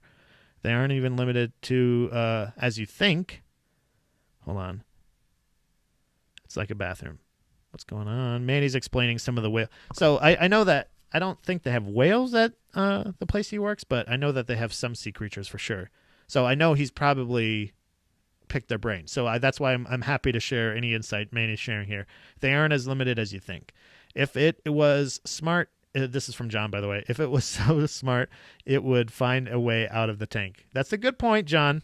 Very good point. Manny agrees. I don't know if that was from the professional stance or not, but Manny also says it's much bigger than every zookeeper working with it. Yeah, I get it. I know that. This is from John again. Is this a whale going to get reparations before African Americans? I said it like that because I feel like that's how he typed it. I don't know, John. Maybe it might. Manny also says if it didn't want to be there, it would make it known. Yeah, but like if it also has been there since it was like a couple days old, it may not know any better. So like that's also like, it's you know what I mean? Like it may just because it was stolen really young doesn't mean like, oh, so it doesn't know any better. I think it's still, I'm sure that they still have its like warning signs that they're like, hey, it's getting pissed off. Watch out. Angel, notes, none. Animals are sentient creatures. Science has shown evidence of psychological problems after long-term in captivity. Wow, okay. So, also Manny's saying here, they already have psychological problems going into it. There's a reason it's there in the first place. It's because it couldn't survive in the wild. That's not necessarily true. Actually, I think that's 100% inaccurate because it's captured. They're not saying like it's not a rehab center. That's how it is touted, but it isn't. When they're just living there, it's not rehabilitation, it's captivity. If it couldn't survive in the wild, I don't think it's necessarily just it's saying like just because it can't survive in the wild because it hasn't been in the wild. And if it can't survive in the wild, let it not survive in the wild. Why are you keeping this is the same thing as my argument as far as like when people are terminally ill. What are you doing stringing along a life that doesn't necessarily have the best of ends if they don't want it to? Like you said, if they don't want to be there, why wouldn't they leave or why wouldn't they let it be known? Maybe they don't know that there's anything else. They don't have the intelligence, and that would speak against what Angel was saying. They don't have the intelligence of knowing that they're in captivity. I don't know if they all have that, but there is definite traumas because some people are bad at their job. And when a life is so reliant on someone else's day being good or them being good at their job, not just anything else. And I'm not saying that that's always the case and that everybody's unqualified to be a zookeeper, but I think maybe it would just be easier if we just didn't have the zoos, in my opinion. And again, I know this is me that Manny personally is paid by a company that has a zoo. That I don't think that is 100% what he's motivated by. I don't think that's what it is. All zoos and aquariums' goals is rehabilitation, at least in the U.S. Because this is what Manny's saying. Because animal conservation is a thing. Yeah. Okay. Bogus. This is what Angel is saying. Bogus. That's like you going to the hospital get surgery, but poops now live in the what? But poops now you live in the hospital. Okay. Oops, I think he's what he meant to say. That was very confusing. Sorry. Bogus. This is what Angel's saying. Bogus. It's like you going to the hospital and to get surgery, but oops, now you live in the hospital and people can come pay to see you. And yeah, it's literally that. Like saying that you went there and got surgery and then saying like, oh, you can't survive in the wild. Like that seems like something the captor would say.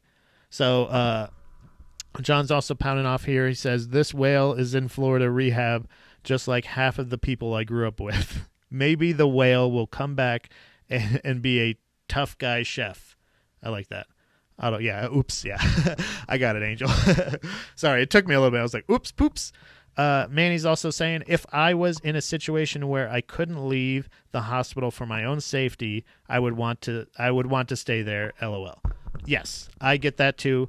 But it's also about if it's rehabilitation, it's getting you back to where you were. And where you were was in your habitat. That's where you need to be. Now, if this Florida Seaquarium was there with a pool and all of a sudden they woke up one day and there was a whale in there, they'd be like, oh, shit, what's going on with this fucking whale? Or there's a whale. Oh, shit, let's go get that whale that's dying over there. Let's go help it. But, like, if you're just like, if you take it from a place to take it all the way, like if it's from Washington State and you take it to the Miami Seaquarium, there's no places in Washington to rehabilitate it. You know what I mean? That's what it makes me feel like. I don't know. And that's where I agree with Manny. I think that there are, and unfortunately, I feel like there are some animals that are not. This is not morally correct, but mentally, you can definitely be like, yeah, you're just an animal. You have an animal instinct. For sure, but like gorillas and shit like that. If you have ever seen a gorilla react to a magic trick, just Google monkey or gorilla or ape reacting to a magic trick. It's fucking that's why you should go like, holy shit, they recognize it's different. Again, if they can learn sign language and how to carry on a conversation, there is a level there. So that I would say of intelligence. Whales, I think, is another one where it's so beyond our comprehension that we can't even decipher what the actual fuck is going on. So it's a moral quandary, right? Where it is subjective. So if it's all or nothing, I would have to say it would be, in my vote would be none. Nothing. None of it. You know? Whales definitely don't have feet. That's for sure. Hold on a second. Wait, I just looked out and I saw the last comment and it was just whales don't have feet. So I got to see where this went. Manny's saying here, if it was a situation where I could look at that. Oh, yeah. So this is what Manny's saying. So that happens is these accredited facilities help get these animals back on their feet, so to speak. Also, I will say this. Getting them back on their feet and doing that, I will 100% say right now that is bullshit. And it's because there is an alligator. It's probably still there actually now. There's an alligator that is humongous. I don't know if it's a record holder, but it is a humongous alligator at Busch Gardens in Tampa, Florida.